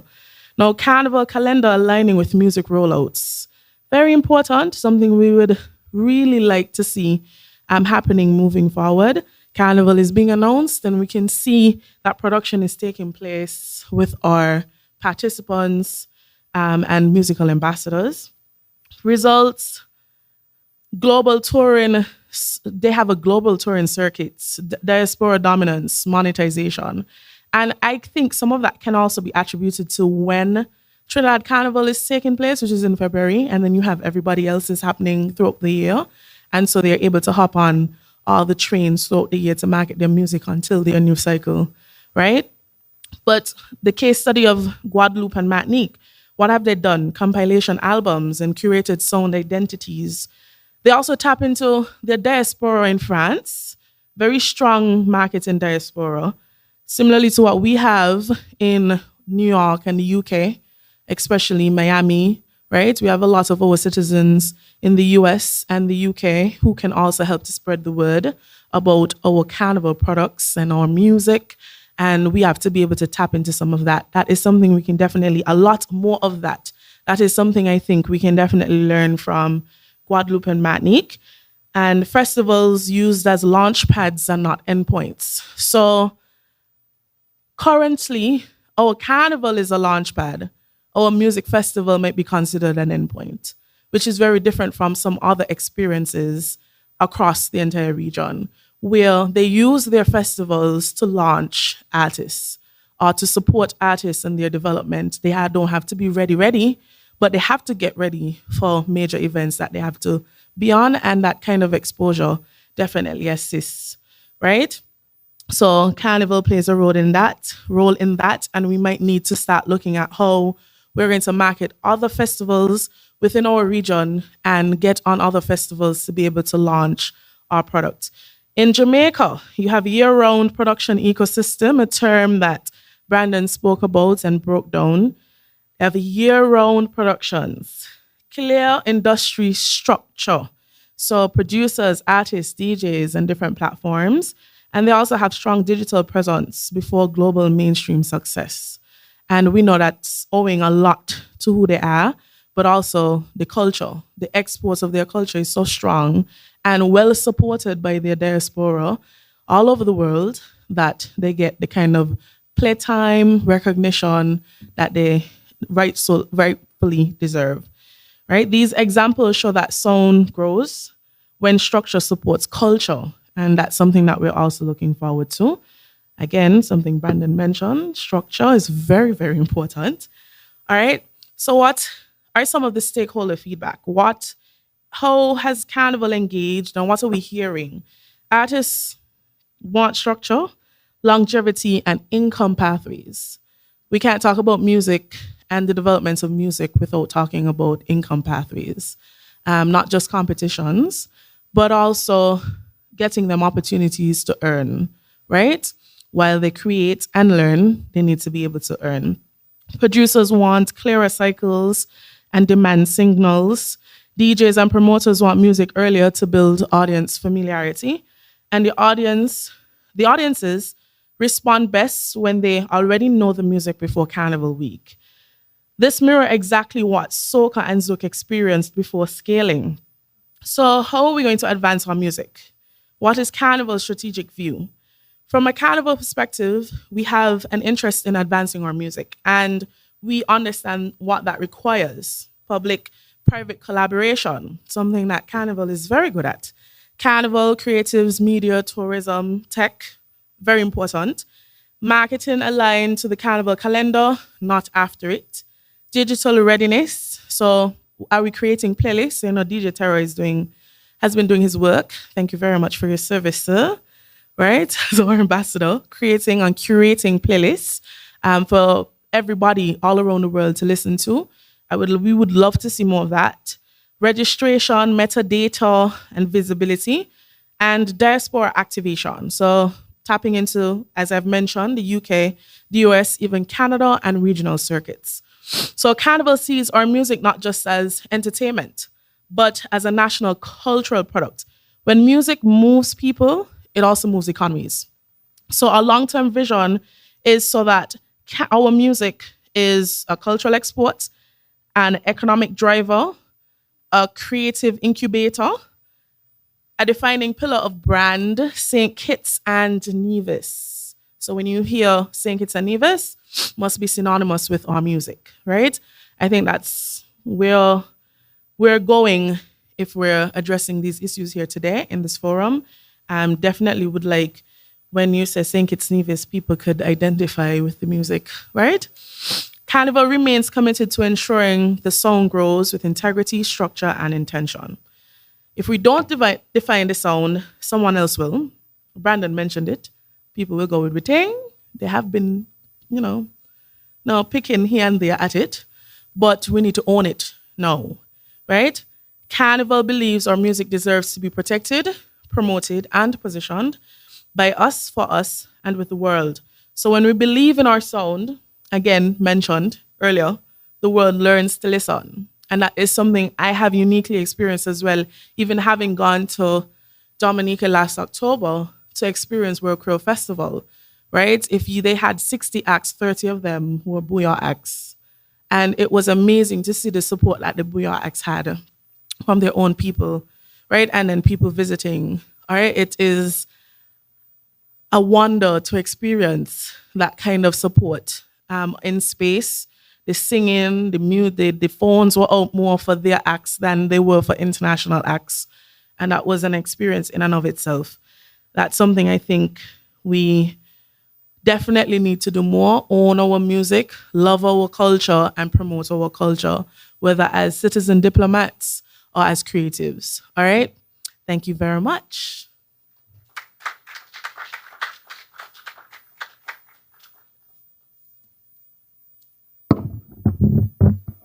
There you had it from the mouth of Carnival. That was our production director, Ms. Desi Brown, who is reassuring us that Carnival is a stakeholder in this Wireless Forum.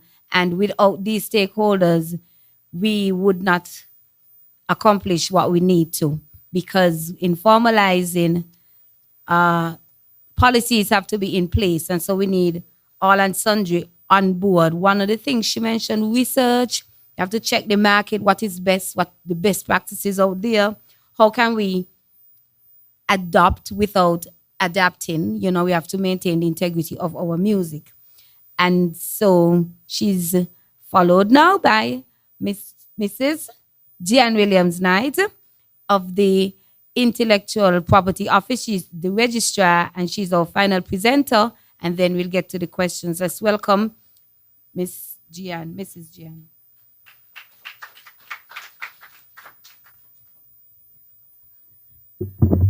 Good evening. I wish I had a call like Ras Kelly to wake up everybody.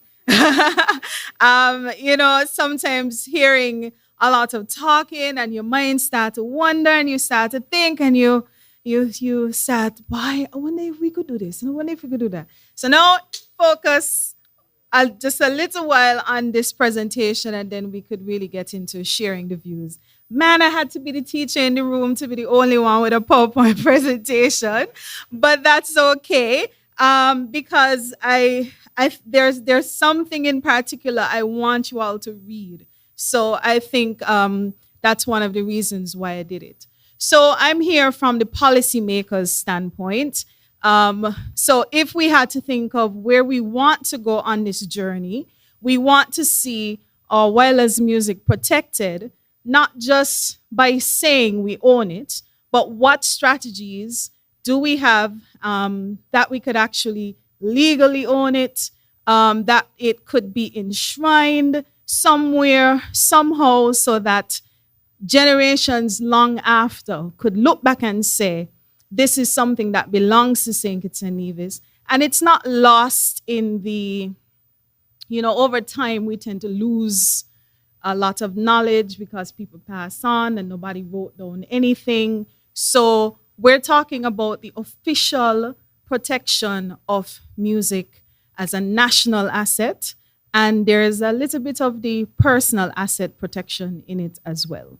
So, as a policymaker, my presentation, since I don't have much time, is to essentially share some tips or essentially identify what are some of the features that you all, as the musicians, as the stakeholders in the ecosystem, as Brandon said, what do you have to look for? So for us, if you want to, for example, put this in a law, first of all, you have to name it and you have to normalize it. So that's the first tip that I would give, or something that we need to pay close attention to. Now, in doing research for this, I saw different spellings of Weilers, and I'm happy Itabula said Weiler Oats this afternoon because I had never heard that before, but I've seen it written in articles as well. So we're going to have to define it, call it a name, and whatever name we pick, let's stick with it. Let's stick with it, use it consistently so that it could develop longevity, it could develop identity. You can't call it one thing today and call it something else tomorrow, because then when did it start? So if you want to establish longevity, if you want to show that this is something that has been existent in our community for decades, then we're going to have to, my suggestion is to just use the name that you've been calling it all along. Just so that you could establish that longevity and ensure continuity. Other things that you're going to have to do to normalize the name, people are going to have to use it. So the creators, as I've seen on YouTube, a song comes out, different bands, but then in the metadata, it's listed as Weilers. This is strategy. This is how people find you. And this is why consistency will become important, because if somebody hears a Grandmaster's Weilers song and they say, well, what's Weilers? Is it something from Grandmasters? No, they will see that Weilers is consistent throughout different bands. They will be able to find information on music from years ago. So then you realize that this is how you develop your strategy. I had a conversation with someone the other day about a particular movie site, so if you want to call it a movie site. And, they were saying like they don't like movies from that site because everything is a certain type of relationship that they don't particularly like. And I said to them, this is how you normalize things. You constantly say it, you constantly do it, all when they ain't had a purpose in the show, it's there so that people understand that this is something that is this is normal. This is part of us. This is not something that we make up. This is something that has been in existence. Everybody knows it. Everybody understands it. So the first thing I believe you are going to have to do, or we as an ecosystem, musical ecosystem will have to do, is name this sound and normalize it. Then you have to define and describe it. So I noted that there are over 200 countries in this world that have officially designated a type of music as their national music. So there is something in Portugal called fado. And I was, well, what is fado? And my search said that fado is a genre characterized by emotional, melancholic, and poetic singing when often accompanied by a Portuguese guitar. So already from how they define it, you get a sense of what it is. Maybe you've never heard fado before, I haven't. But the fact is that it is defined You get a sense from it. So I went and I asked ChatGPT, what is Wailers? ChatGPT said, and you could tell me if that definition works. It is a distinctive, high energy musical genre that have evolved in St. Kitts and Nevis, centered around fast-paced rhythms and intense dance culture. It is closely related to, but distinct from, regional soca music and other Caribbean carnival forms. How that sound? Something to work with. But where did that definition come from? Because I like go down rabbit holes. And there was actually somebody who did a dissertation on Wailers music in 2015.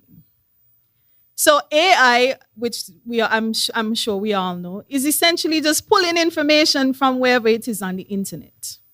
And because that definition was available from this young lady's dissertation, and a definition exists.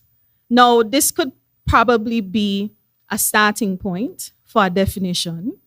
But if we want to enshrine the protection, we're going to have to define it, and we're going to have to describe it in a way that can be written to emote feeling so that people can connect with and understand what it is. AI also told me that the core characteristics of Wailers, height swing, it is dance-centered and focused primarily in a carnival and festival context. So then, when we ask the question, like Brandon asked, and I think Itebulus asked as well, are we going to label all music coming out of St. Kitts and Nevis, or are we trying to label that, or are we trying to define Wailers? If this is your definition, you see then that what you're defining or should be attempting to define is that very specific genre of music associated with the bands around carnival time, around festival time, the tempo. So I've also heard about this, the slow pep conversation. So then you would see that what we perhaps unofficially consider slow pep would not be Wailers. So this is why your definitions and your descriptions of what the music is going to be important so that you could set up the boundaries and the parameters so that people understand what you are talking about when you talk about Wailers. I do not recommend trying to find a name for all of the music coming out of St. Kitts and Nevis. And like I said earlier about the name, it is better for us on a policy level to use the name that has always traditionally been used. The other thing now, we're getting into claiming it and protecting it. So what do we have to do to actually protect and claim formally Wailers music? We could pass legislation for it. There could be a proclamation essentially just saying the government of St. Kitts and Nevis proclaims that this style of music is our national music, or music that originated from St. Kitts and Nevis. You would see in the definition that it says it is music that evolved in St. Kitts and Nevis as opposed to music that originated in St. Kitts and Nevis. So these kinds of words are important. It's the lawyer in me. We have to pay attention to the wording. There's also steps taking place right now to recognize masquerades and actors as intangible cultural heritage. If Wailers fits the definition of what is intangible cultural heritage, we could also consider applying for UNESCO protection for Wailers music as a national intangible cultural heritage asset. But how do we claim and protect it informally? Because that is as important as well. it's pretty much doing what we're already doing. We use it, we create it, we integrate it into carnival and other national events. It's played a lot in media. Maybe in the policy discussion, we could talk about whether there should be quotas of how much Wyler's music should be played on the radio outside of carnival. These are the kind of things that we could talk about. Documenting the history, this is going to be extremely important. That 13 pages Hicks write already, like somebody needs to get up from him before something happened to it. Somebody needs to sit down with him and spend, apparently 20 minutes was not enough, so somebody needs to carve out a day and sit down with Hicks and get everything and record it. We need to document this history, because this is going to be the authority that we stand on. When we tell people, hey, this come from Raskelly, this come from these bands, we need to have that historical authority to stand on. So we need to do more about documenting it. We need to find this young lady who wrote the dissertation. We need to encourage more people to be writing articles about Wyler's, so that there is that plethora of information already available. And one of the very important things, in my opinion, we need to call out cultural misappropriation. So the people who you know realizing you hear the small island sound, we need to be saying, hey, that yours. We need to call out these things when we see it happening. When people try to give it a name and try to encompass it into something else, we need to tell them, stand firm and say, no, it is not soca. It is like soca, or it is connected to soca, but it is not. And I just wanted to give the example of reggae and tropical house. Has anyone ever heard about tropical house?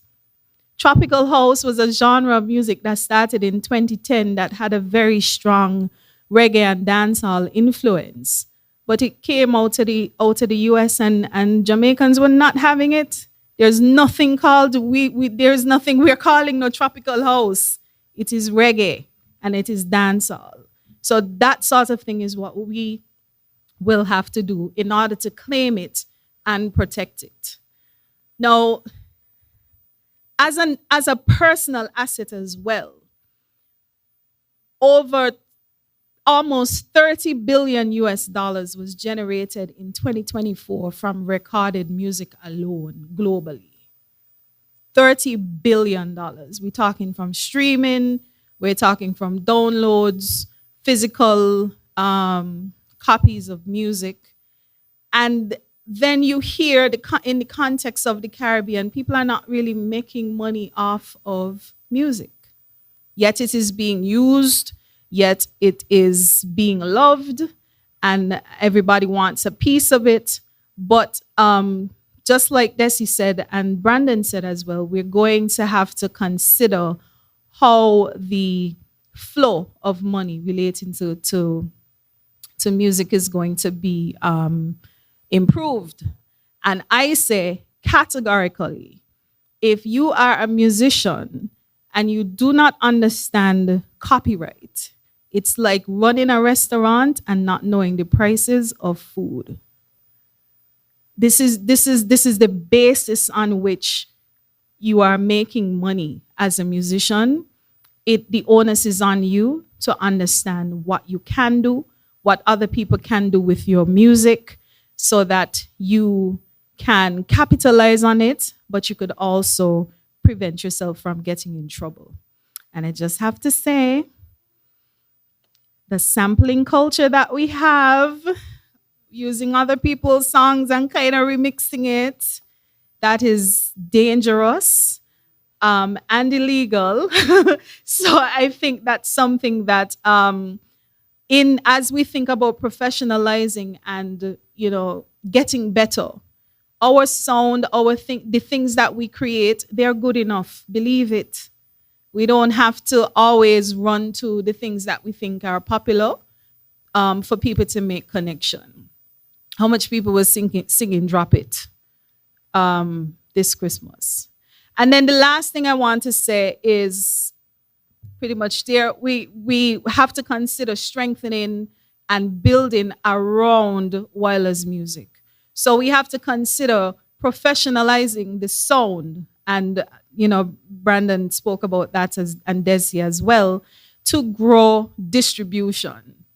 Consider diversifying the content for wider acceptance and use. I always say, if you have a song that could play in a preschool and the preschoolers love it, you know that your song is popular. But a lot of the content that we create in the wireless context can't really play them in a preschool. So in order to grow distribution and reach, this might be something we may also want to consider. And then, simple example, we have a very strong tourist industry, cruise industry, where we hear millions of people come in every year. Where would they hear wireless music if they come here from 9 a.m. to 4 p.m.? We're saying that this is a huge part of our national identity. And the source of so much of our foreign tourists don't get any real exposure to the music, because most of the music happens at night. So maybe we need to start thinking about developing daytime concerts around the cruise scheduling, so that people can get exposure to what is uniquely Kittitian and Division. But also pay attention to the fact, just as a bit of an aside as well, note that it's very hard to find local food in Bastia when the tourists are here. So that is my presentation. Hopefully food for thought. I didn't want to go too deep into the copyright and the protection unless someone asked, but essentially, as a policymaker, as an office that is responsible for protecting creativity and innovation, we are going to need from you guys some clear-cut parameters of what wireless music is, so that we could do our best to help you protect it. Thank you very much.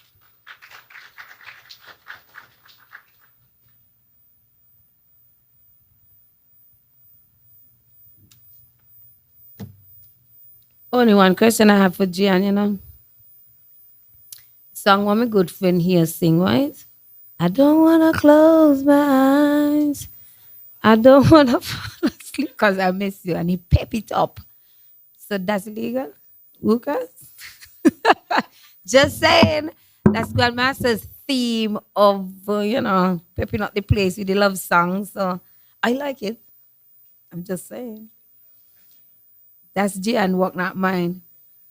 So I want to applause for our presenters. They were deep, they were informative. And so we're on a path, yes? We now open the floor to discussion, to questions. This is your opportunity to reflect, comments, concerns, to clarify.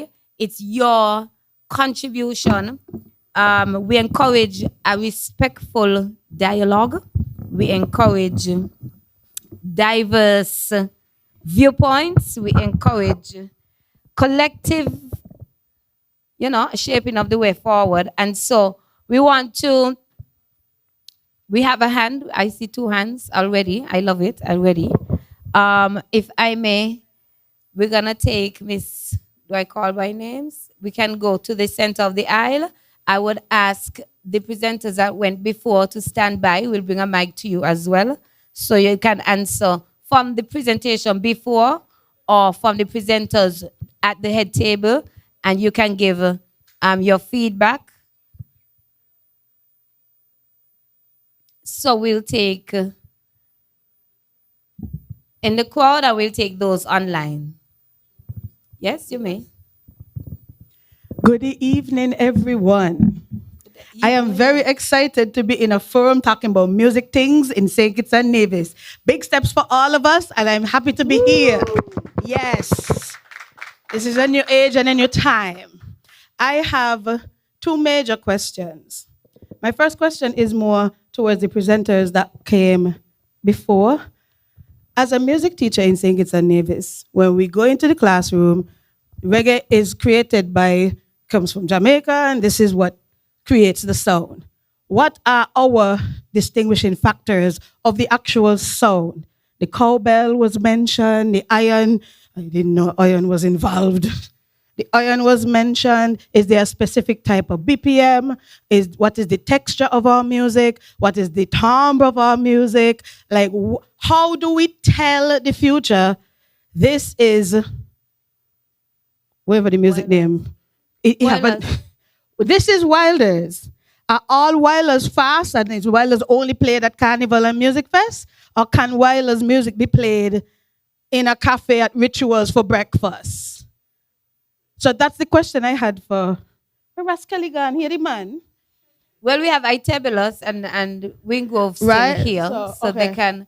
The mic is being circulated to them, and they You would answer respond now? in kind. Mr. Hicks, Do I ask my second question? one for both for the same person. No. You can.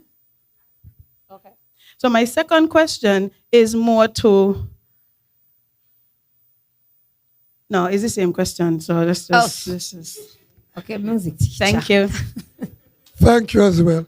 I think that I would have mentioned, right, that wireless music, or what we call wireless at the moment, would have surrounded the rhythm box, or what we call the rhythm composer then. And St. Kitts musicians or St. Kitts programmers had used the rhythm box to the extent. Prior to that, persons used the rhythm box for percussions only. As I said, the iron, cowbell, conga drum, and so forth. However, as the rhythm box developed more, all those percussion instruments became tune percussions, meaning you could play a melody on the cowbell, right? And our programmers exploited those rhythms or those percussion instruments. So you had a combination of percussion and melody, right, that defined our music.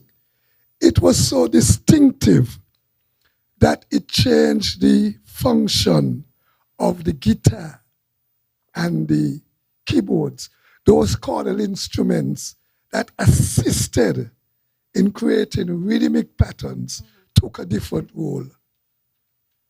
And no other area or no other region had exploited the rhythm box in that vein or in that area. And that is what defined our music, make it different to all others. Okay, so when we create and we say, okay, these are the list of instruments that wireless music has in. So we talk about the piano, the synthesizer, the rhythm box, the drum set, the cowbell, the iron, vocal leading, vocal supporting vocal. All of that is reigning true, or does it no longer exist because the chordal instruments were removed and the sound became? No, they weren't removed. Okay. They took on a different role. It took on a different role. It wasn't taken out. Okay. Right. Okay, so everything there still exists as it was. Certainly. Is it true what that happened is that the electronic percussion replaced the manual percussions. And that was the only major change? That is the only change. Okay. Is it also true that every wireless song must have been a chant, must have been a call and response? This is the conversation out in the road, Mr. Hicks, no back I have never heard of that. I have never heard of It's that. identified that a lot of the songs for wireless must have been something that the people can repeat. So it's usually like a call and response, or usually like a chant. Not all Is that songs. a characteristic feature of our music, or is that just a common practice? Call and response is is a technique that some artists may use. Okay. Some may not choose to use that, or some songs may not require it, right? But it's an interactive measure. And most soca, most Caribbean carnival music, people like some form of interaction. But not all music has call and response. Okay. Just like some music, right? They have a response, but it's another instrument that is responding. Right, but what I'm asking is, according to the history and according to what has been happening, is it a common feature for our music to have that? Is it a wireless song if not repeat? Certainly, it does not have to repeat. So then It's what a style. makes it the wireless The song? rhythmic That's style. the The question. rhythmic style. The rhythmic style makes it the wireless song. And our Certainly. rhythmic style is separate and apart. Same with calypso. Okay, You so would when not we find calypso would not sound like a salsa rhythm. And a salsa rhythm does not sound like a merengue rhythm. Right? And a merengue rhythm does not sound like a zouk rhythm. Add 2 cents. What I observed from the 90s to the early 2000s, the evolution of the style of rhythm programming along with chanting is what really made Wilders popular. So the basic band chorus verse structure remain the same, but then you find the chorus change a lot with the intervention of the rhythm, the evolution of the rhythm. Because I think we're the only region that actually does have party mix, that you have just rhythm and chant, different chant after one another, rhythm changing. I don't know if Mr. Hicks any other island. I think Jamban did it in the Virgin Islands Yeah, and but so on. rhythm and chant is still different to song. Yes, wireless, as you call it, right? They have chants, but what people do with chants is make a chorus from the chant, but it's actually a chorus. It's not a chant. But when you use it by itself, If you use it by itself, you chant it. Anything can be chanted. Anything can be chanted. I'll interject and remind the good audience that we are Afrocentric people from African call and response. It's in our culture, yes? We do it in dance, we do it in music. And so I agree with Mr. Hicks. It's relative if the individual artist or individual band want to include it, but I don't think at this juncture we can definitively say, yes, call and response gonna be in Wireless. We'll take a comment from the head table. Okay, as it really, I see a lot of emphasis being played on the structure of a song rather than the actual music. So there's something that I mentioned to Brandon earlier. As a dancer, I don't enjoy music that does not, I can't listen to music when the music itself, okay, let me say it this way. I cannot listen to a song if the music doesn't sound real. Like, I like to hear musical elements distinctly. Like, I like to hear drum patterns. I like to hear what Mr. Hicks seemed to be explaining. And as a child of music as well, growing up around music and being involved in music, that we're talking about, he's trying to emphasize, you're talking about craftsmanship. Basically, you cannot put, for example, is this not an Afrobeat song if the songs, because all of our Afrobeats that we listen to don't have the same craft structure. So every song is not going to have a bridge situated in the same place. So you're asking if all of our music has if you can define it by call and response. And I agree, because what we were saying was that all music, almost all music, especially in the Afro space, Afro-Caribbean space, has some form of call and response, because that is historical. That is from who we are. That's from long time. What we're talking about is musical patterns. So they're still asking about BPM, which has not been addressed, right? But the musical patterns that exist, the rhythmic pattern is really what's defining the music, not necessarily the words or the construction of the actual song on that musical pattern. We understand? Right. So what's somebody else wants to go ahead? Okay, so my point was we are going forward.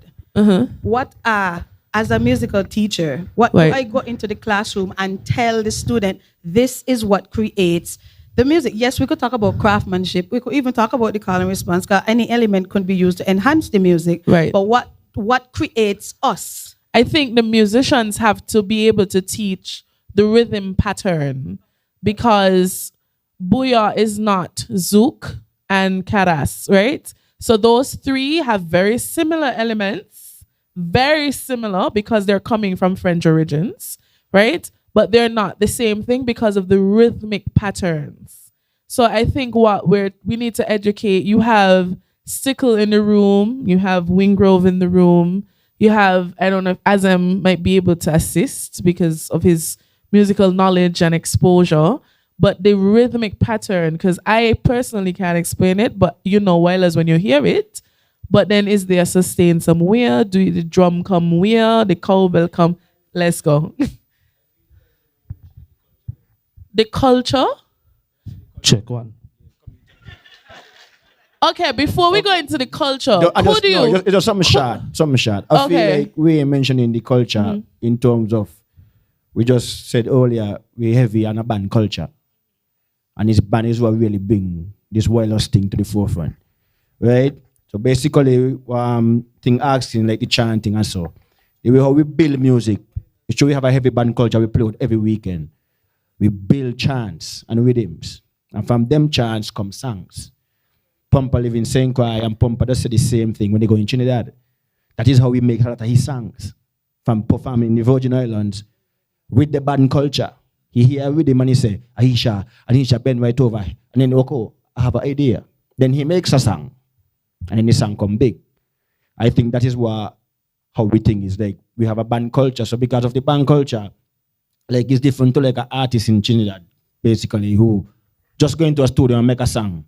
Just build a song. We don't do that. We go out, and our culture is, Teblos is my lead singer. I am the rhythm creator. I have a fresh rhythm, Teblos. Okay. I'm going to play it tonight. I'm going to see somebody bend over. Teblos can be like, okay, I love to see you bend. It comes a chant. It sounds good. Let's make a song. But as Wingrove said, that chant now becomes the chorus of the song. So you build a verse, or if you have a band chorus, you build a verse, you build a pre-bridge. But your chant now becomes your chorus. Because that's what everybody remember. And that's your hook, As like Brandon had dropped it. The first thing he do is hear the rhythm, and then he went a live performance, he said, drop it. And if you listen to this song now, that's the chorus, drop it. And then he add whatever. So I think we need to mention that that's the culture what we have here. Hence where we start from a chant and what's that. We will go to an online question. We'll go to an online question. You're commenting on this one? Okay, we'll have one more on this, and then we have some online questions. Yes, please. so I think we have. Hold on, sorry, clear, but I want to remind us this is just the first session, so we're not settling on the elements as is. Like tonight, what we said tonight, that gonna be it. Like we have to come back tomorrow and trash it out.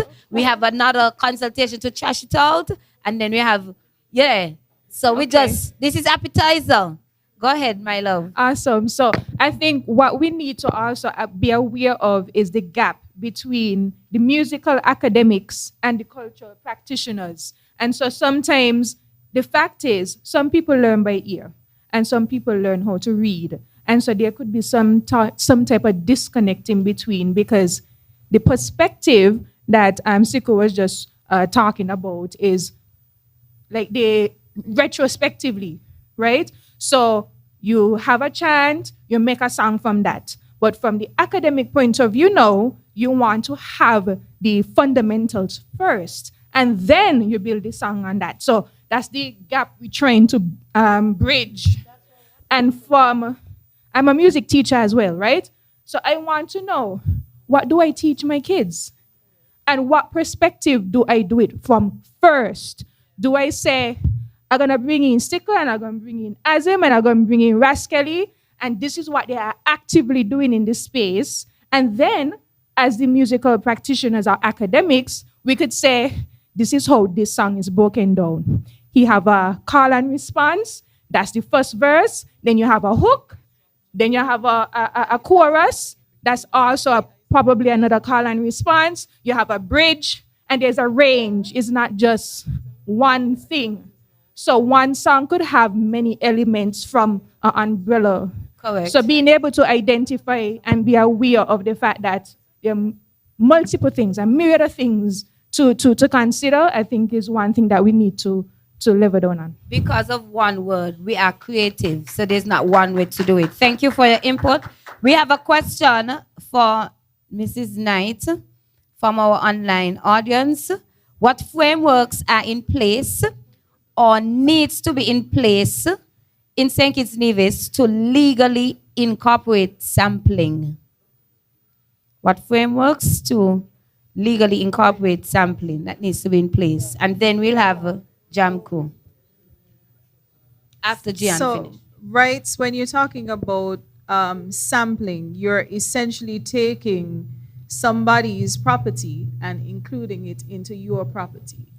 So just like if you wanted to move into somebody's house, you have to ask their permission first.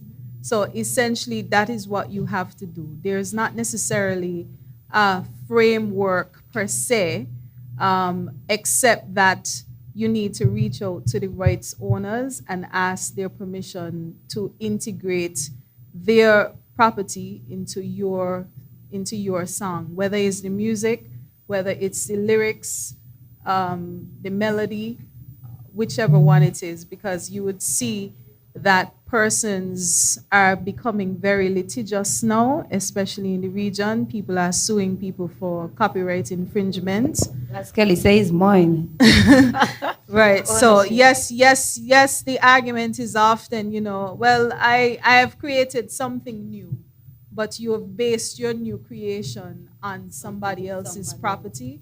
So you have to ask them for permission. So what you would have to do, reach out to their publishers, reach out to them, reach out to their collective management organizations to get that sample cleared legally. And of course, they might say, I need you to pay. They might say no. Or they might say, go ahead, man, I like what you're doing, don't worry about it. But it's their rights that you have to engage them. Thank you for that. Jamku had a question, a concern, a comment. Good evening, everybody. My name is Leonard Lestrade. As my colleague, chair for streets activities for National Carnival, also deputy chair for board of directors for ZAZ, and also a music producer and recording engineer. And I have been in, and I'm so happy for this discussion because I think we have been talking about it, I think, for many years. Had a podcast and I invited Gian, I think it was an Azim, onto these podcasts, and we had the discussion about these things. Now, I have been listening to Wireless, well, the sound of Wireless, since I was maybe a toddler. And this is early in the 80s, I'm 41. And let me tell you something, that you saw the evolution of Wireless over the years. As saw the young lady was asking what is the pattern for Wireless. Number one, and I took a whack at it over the years when I was produced for Skinny Fabulous 1 year and couple St. Lucians during 2009, 2010 stint. And did a mixture of Wireless and Antigua sound, the Burning Flames kind of sound, which Skinny Fabulous and the St. Lucians dropped on. And the pattern is iron, congos, tambele, and how the pattern of the snare goes, hi-hat. And then the Raskelly style is where you have the Tarzan sound, mixed with the whistle, you know, and those kind of things is that what brought out the Congo, all those stuff is what brings out the patterns of our instruments of wireless. Now, back in 2021, I actually taught a class in a university in Chicago of how wireless came about. And I think that what Gian put up on her presentation was from the young lady when she interviewed me about what was wireless. So that is why you saw she did an interview. And she's from here. She's a local. And she always looked to what this distinct song we have in St. Kitts. And she taught it in a university in Chicago. So we actually did a presentation to a class on how the patterns go for wireless, okay? So just saying that, remember that wireless is our identity, or the sound are we going to use, whatever name is our identity, our culture. We have to preserve it, and also we have to make sure that we carry further in standards. I know that everybody asking the speed and all them. We are going to work it out, but the most important, we have to bring it to a standard to package it. This is like we are the factory, the DJs are the marketing guys, and the people out there are the consumers. So we have to make sure we package everything and do everything correctly. I will stay from now. Thank you. Thank you, thank you. And that was very clear. Preservation. We'll take one from our youngest in the group. This is an upcoming band, New Level. Did I get it right? From the Bastia High School, birthplace of champions, best school in the world. Anwashi. Sorry. Anwashi. Anwashi. Because, right, I bleed blue and yellow, right? I apologize. Just that I want you over on our side. It's okay. Yeah, but you said it right, the New Level band. My name is Tyler Main and I'm the lead singer. I don't want to say we're the youngest band in the federation, but we're definitely the youngest in the room, right? My question is for the Carnival Committee as well as the Band Association. My fellow bandmates and I were having a discussion about music festival. And we saw on the lineup that they had a New Voice band, and then we were looking for more local artists, and we saw Brandon and we saw Ruckus. Not Brandon and ASAP band, Brandon and Ruckus, right? Not Ruckus and Grandmasters, Brandon and Ruckus. So we were saying, essentially, what the trend is, all you have to do is win road match, right? All you have to do is win road match, and then you're on the music festival lineup. And I would say that Brandon had the biggest song of this year, Drop It. Like if you go anywhere and say Drop It, people say, Brandon, right? You could sing the melody from memory and all. Right? So that was my question, because you spoke about a musical feeling and how music makes you feel. You might not remember a name or a place, but you remember a feeling. So why you not put more local bands on the lineup so that we can have tourists internalize the feeling and say, yeah, this is Wilders, this is St. Kitts. That's just my question. Very good input. Very good. Excellent. MJ?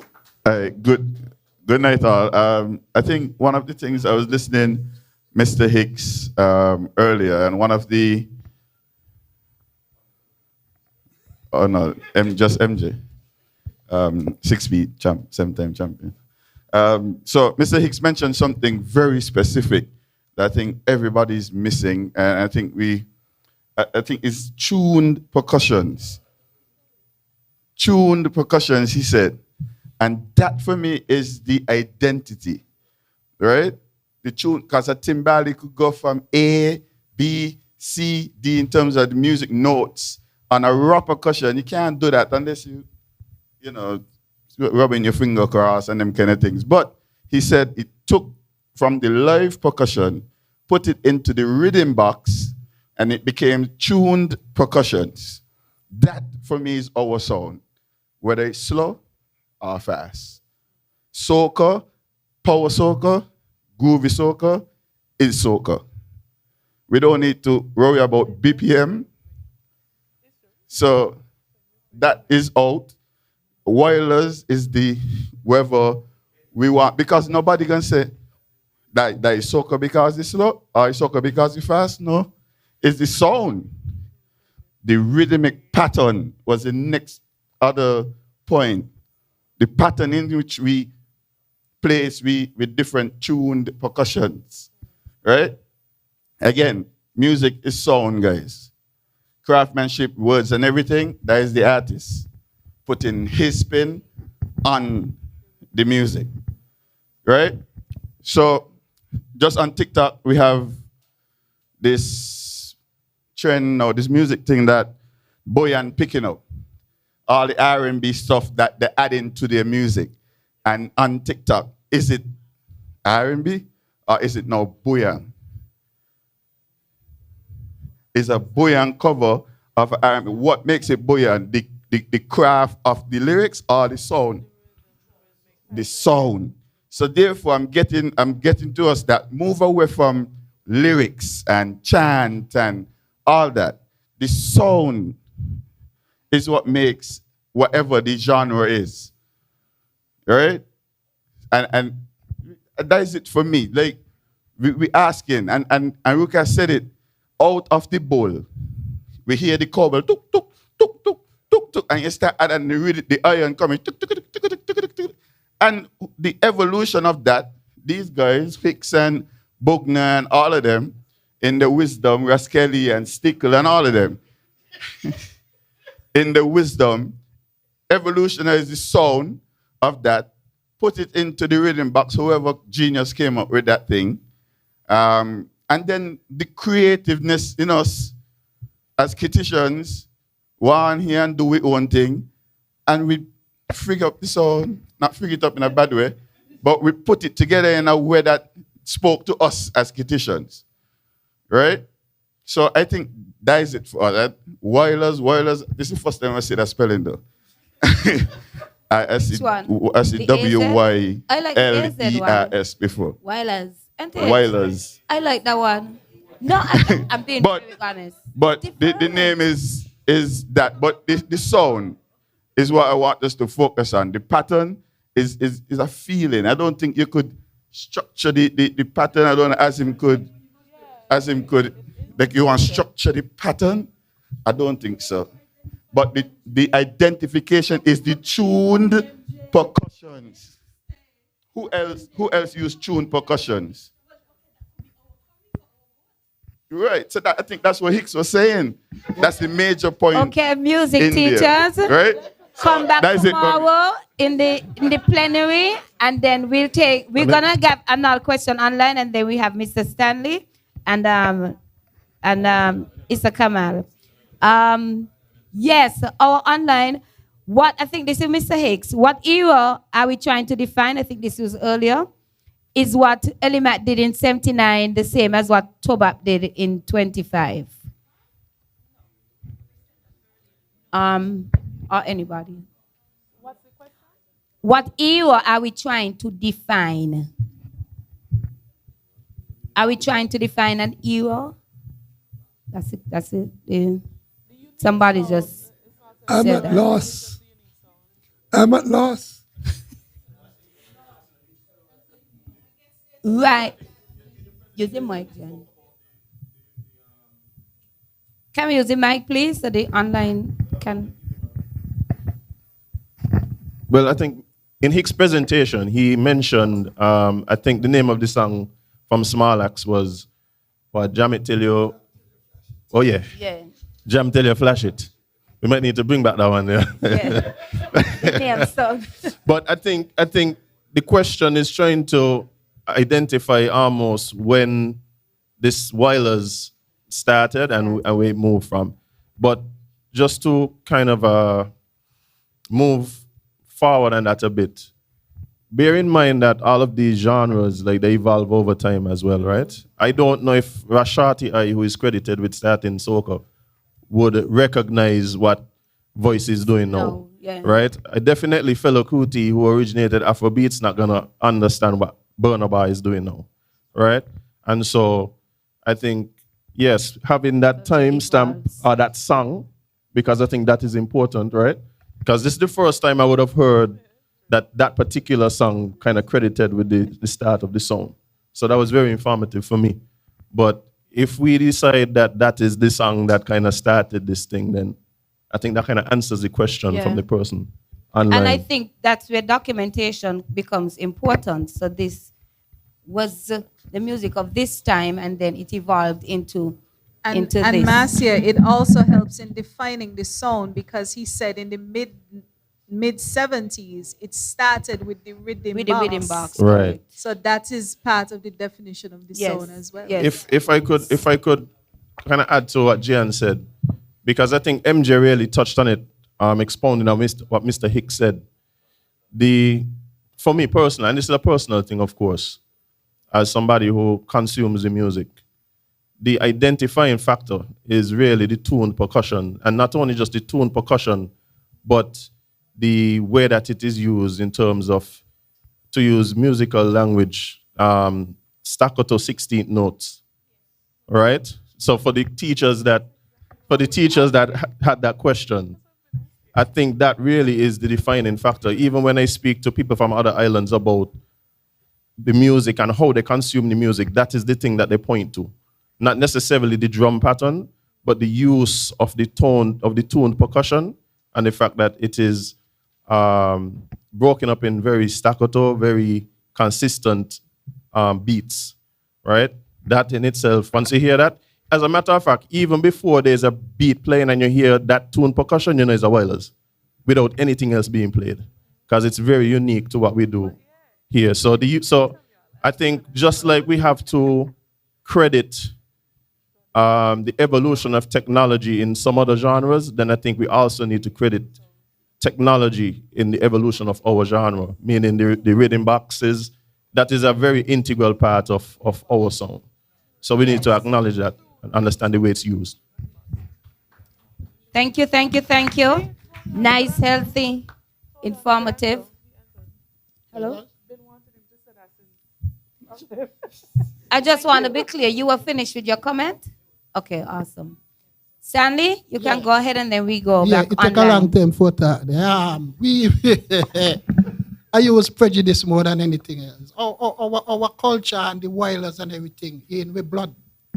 It start from when we born. It start with the cowboy and Indian, and the masquerade and the bull. Them is our beat, the steel band.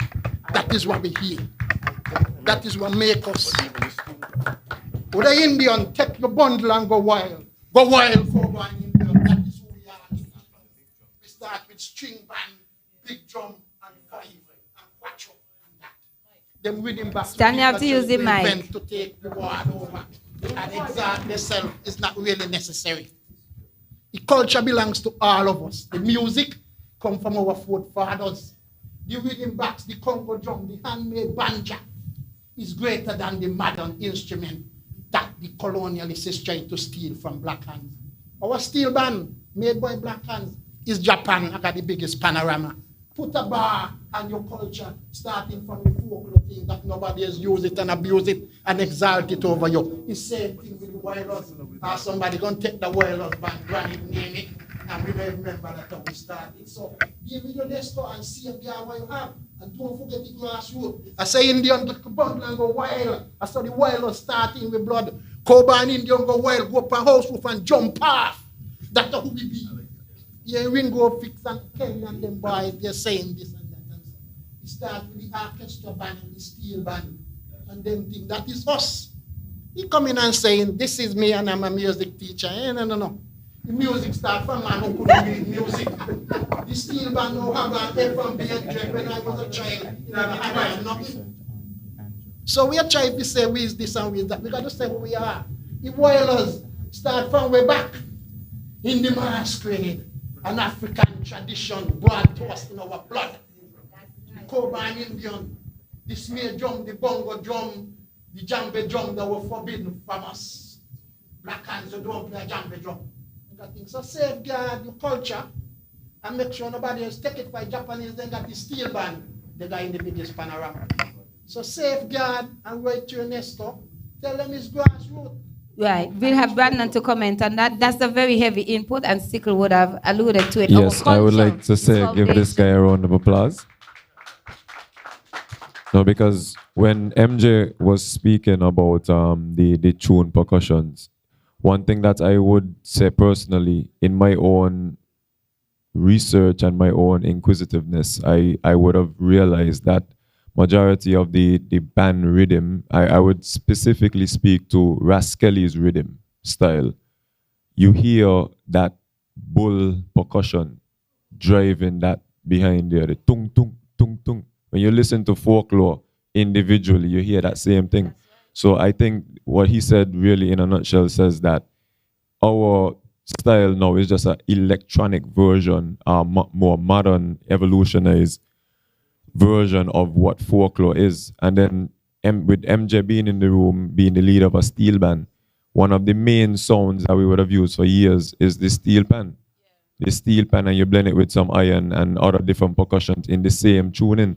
So I think that is something that we could definitely note in this forum as one of the main notes, our findings thus far, to say that is tune percussions. So I think for tomorrow's discussion, we definitely have to start with that is one of the definitions that we could utilize to say, hey, this is what makes our music different. So I support what the gentleman said. Can I say quickly as well? I think what his contribution also introduced is a different start point, because we were talking about mid 70s, but his origin was before that. And the further back we could go in history, then we could really claim it as intangible cultural heritage, because heritage has to pass down from generation to generation and generation. So if it's just 30 years or 50 years, it's not really so much of a generational thing. But if you could go further back, then we could establish it as intangible cultural heritage that can be protected with our connections with UNESCO. Noted. Nathaniel? Very quickly, 100% correct. The dance, for example, that the masquerades do, it's very similar to how people express themselves when they dance to Wilders.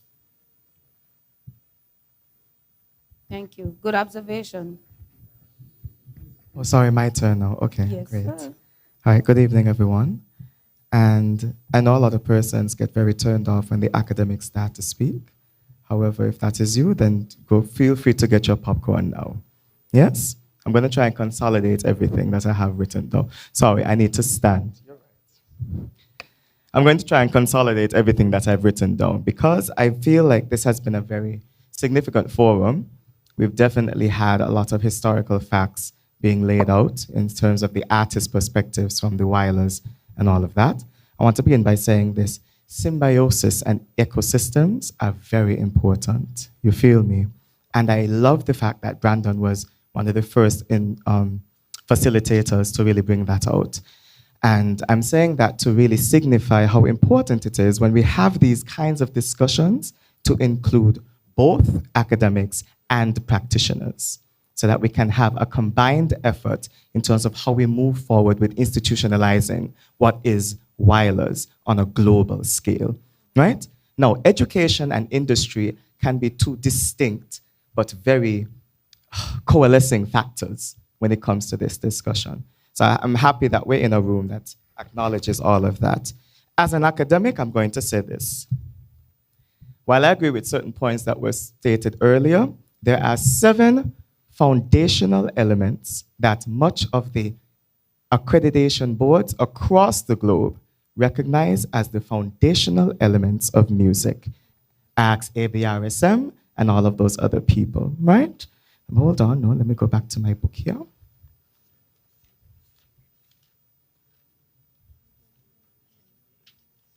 Make sure, yes, very good. Thank you, love. We have 7 of them, right? You have melody, dynamics, timbre, texture, form, rhythm, and tone, right? Those 7 foundational elements must, in my view at least, must be foundationalized if we're going to move forward with the education of the wireless platform within our schools and other spaces for that, right? And while we're on that topic, I don't believe that we should be moving further than the seed. You feel me? Because we're here trying to build it in the industry. And then when we continue to build it in the industry, then our youngins in kindergarten and so are just going to grow up and be like, oh, yeah, that music, right? They don't know how to make it properly. And that is how we lose our identity. When we go fast forward with industry, and then all of these little children here are like, yeah, but they don't know how to make it properly. They don't know what the standardized version is. They don't know what the foundational elements are. So I think that is something that we need to institutionalize. Yes, BPM is very important. Thank you.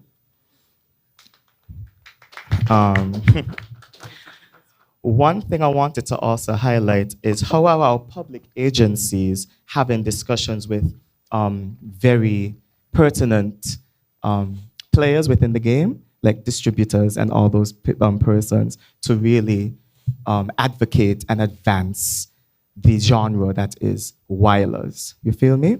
Now, do public agencies play a big part in it?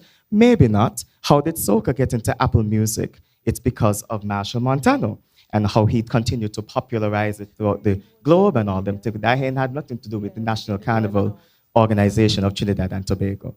With that being said, I do believe that public agencies do have a little bit of a push in terms of how they communicate and make that make the wireless genre available and aware to all these distributors. I'm happy when Jihan spoke about the consistency value in terms of how we label wireless when we put the music out and things like that. These are things that all of the big heads and corporations, they look for in terms of, we are not calling wireless saying it's soca. I get very upset when people say, oh, wireless is a version of soca. Yuck. Yuck, yuck, yuck. I would like to argue, and it was a common conversation that I had. By the way, I have a bachelor's in music. Thank you. That was a common conversation that I had with my colleagues during my final year of college when we were talking about different cultural musical genres around the world, right? And a colleague from Trinidad who was like, well, y'all from St. y'all are just doing soca on a faster level. And I was like, well, when we look at the foundational elements of where wireless probably comes from, then we get into the conversation that Mr. Stanley spoke about in terms of string band and big drum music and how that is different. And another thing I want to point out is that we cannot separate music from the society and how the economy really builds artists and how artists compose and things like that, right? Trinidad and Tobago had a very heavy oil industry. So iron is a big thing, you feel me? That perhaps contributed a lot to how soca evolved from the calypso and all them things, and steel pan. We here, we know more about string music, you understand? And this is why when you hear clank, diddy, clank, diddy, clank, diddy, clank, diddy, clank, and the Trinidad people go, pa the top, and we are, you feel me? There has to be some kind of ancestral foundation and difference. So I like to argue as an academic that soca and wireless is not mother-child, it is not siblings, they are very distant cousins from the same plantation society. Because at the end of the day, everything that we do as Caribbean people has an Afro foundation, right? And different slaves were sent to different islands and left different spaces. That's correct. That is how we got. Exactly. At the foundation of it is the plantation society. Are consolidating everything right now, just now. When Miss Brown came up, right? And she also gave a very prolific presentation. Lots of beautiful facilitators here tonight, right? And she spoke about Carnival being a very big promoter of the wireless genre and things like that. I love that. And I really see how Carnival has been going, through the years to really promote our bands and our music and things like that. I would perhaps like to draw on a suggestion that was made in a forum prior to this, actually, somebody had mentioned the idea of a wireless monarch, right? And I understand why we say soca monarch, because it is marketable. You feel me? It's easier. You have to meet people where they are. If you market something as a soca monarch, people may come through, right? So if wireless monarch is too imaginative, perhaps we can do more within that space to highlight wireless segments within soca monarch, or something else that will also add to what Carnival is doing to promote our musicians and bands and things like that. That actually has a ring to it, wireless monarch. Ain't it? I want to highlight a lot of the influencers that have been doing their job. People like Illy from Illy's Dance Clash. Y'all need to go and follow her, right? At Illy's Dance Clash. She integrates wireless into all of her choreography. You feel me? And up to today, I watched a video of her multicultural friends waving the St. Kitts and Nevis flag during one of their one of the routines and them. You see me? That is the kind of social action that brings wireless to the fore in a lot of progressive manner. So yes, claps for Illy and all of the influencers that are continuing to do that. Very good. Wrapping it up now? No, because I'm an academic. Yes, wrapping it up now. Integration, I believe, is going to be one of our biggest proponents in terms of how we truly promote the wireless music, right? I brought up a point earlier that Marshall Montano was a significant artist in how soca was seen and heard throughout a global sphere. If I believe, and that's just my belief, nobody has to have it, I believe that it is when Marshall started doing techno music and integrating it within what was foundationally soca is when the whole world started to be like, oh my God, what is this, right? And so you kind of have to meet people where they are. We know that wireless is distinctive to us. How do we then create pathways to then say, well, this is our sound, here's where we're meeting you. Can we make a coalition of sorts to say, okay, great, now that we're moving into this, Apple Music, this is how our music be. Spotify, all these different people, this is what our music is, and we need to start labeling it as wireless and not soca, right? That is my biggest thing. All right, well, thank you so much for listening to me, those of you who did. I know sometimes when I get to talk, people don't like to We hear what appreciate I'm your saying. contribution. Thank you very much. And we know you wear many hats, academic and practitioner. Just a feedback, a question from online. Do we need a wider public buy-in, or once the practitioners say this is it? Yes, we do need a wider public, and that's why this is not a solve all, a one-time thing. We have a continuation tomorrow, and after tomorrow, you'll hear more about wireless forum and how we can refine, define, name it, list all the elements that are needed, and all the good stuff until is it the white paper or the green paper? What color paper gonna come out? Green first, right? And we get this thing formalized, and so that the schools can have a foundation to teach, and our practitioners can enjoy something that represents us, and they don't name call. If we don't have any more comments or questions at this point, we just like to wrap up by saying thank you to all our presenters, participants, partners, both here in the physical and online, for contributing. The discussion tonight was very meaningful. It was a somewhat heated debate at some points, but the conversation was healthy. We're all sitting in our right minds and none of us are bleeding, and so we are happy for that. Nice. The insights shared tonight form part of a larger process and towards defining the officially recognizing sound of St. Kitts and Nevis. So you are part of a larger process. So the process is ongoing. So on behalf of the Department of Creative Economy, we thank you immensely for being with us, being part of the first Wireless Forum, and we look forward to continue this dialogue tomorrow at 6, right here, same time, same place, where we'll have some breakout room for you to trash out. That's another local term that we need to, trash out the the finer details of what we are trying to professionalize. I do remind you, as my shirt says, CPAC is coming up. The launch is the 26th of this month at Carambola. We would love to have you there. It's free. Hello. Thank you very much online. Thank you very much in the physical. Drive safely. See you tomorrow. Winding down in the party, party time, see me wine, party time, see me wine, party time, see me wine, go down, go down, go down, go down, go down, go down, go down, go down, go down, go down. A drink, a drunk, a drunk, a drink, a drink, a drunk.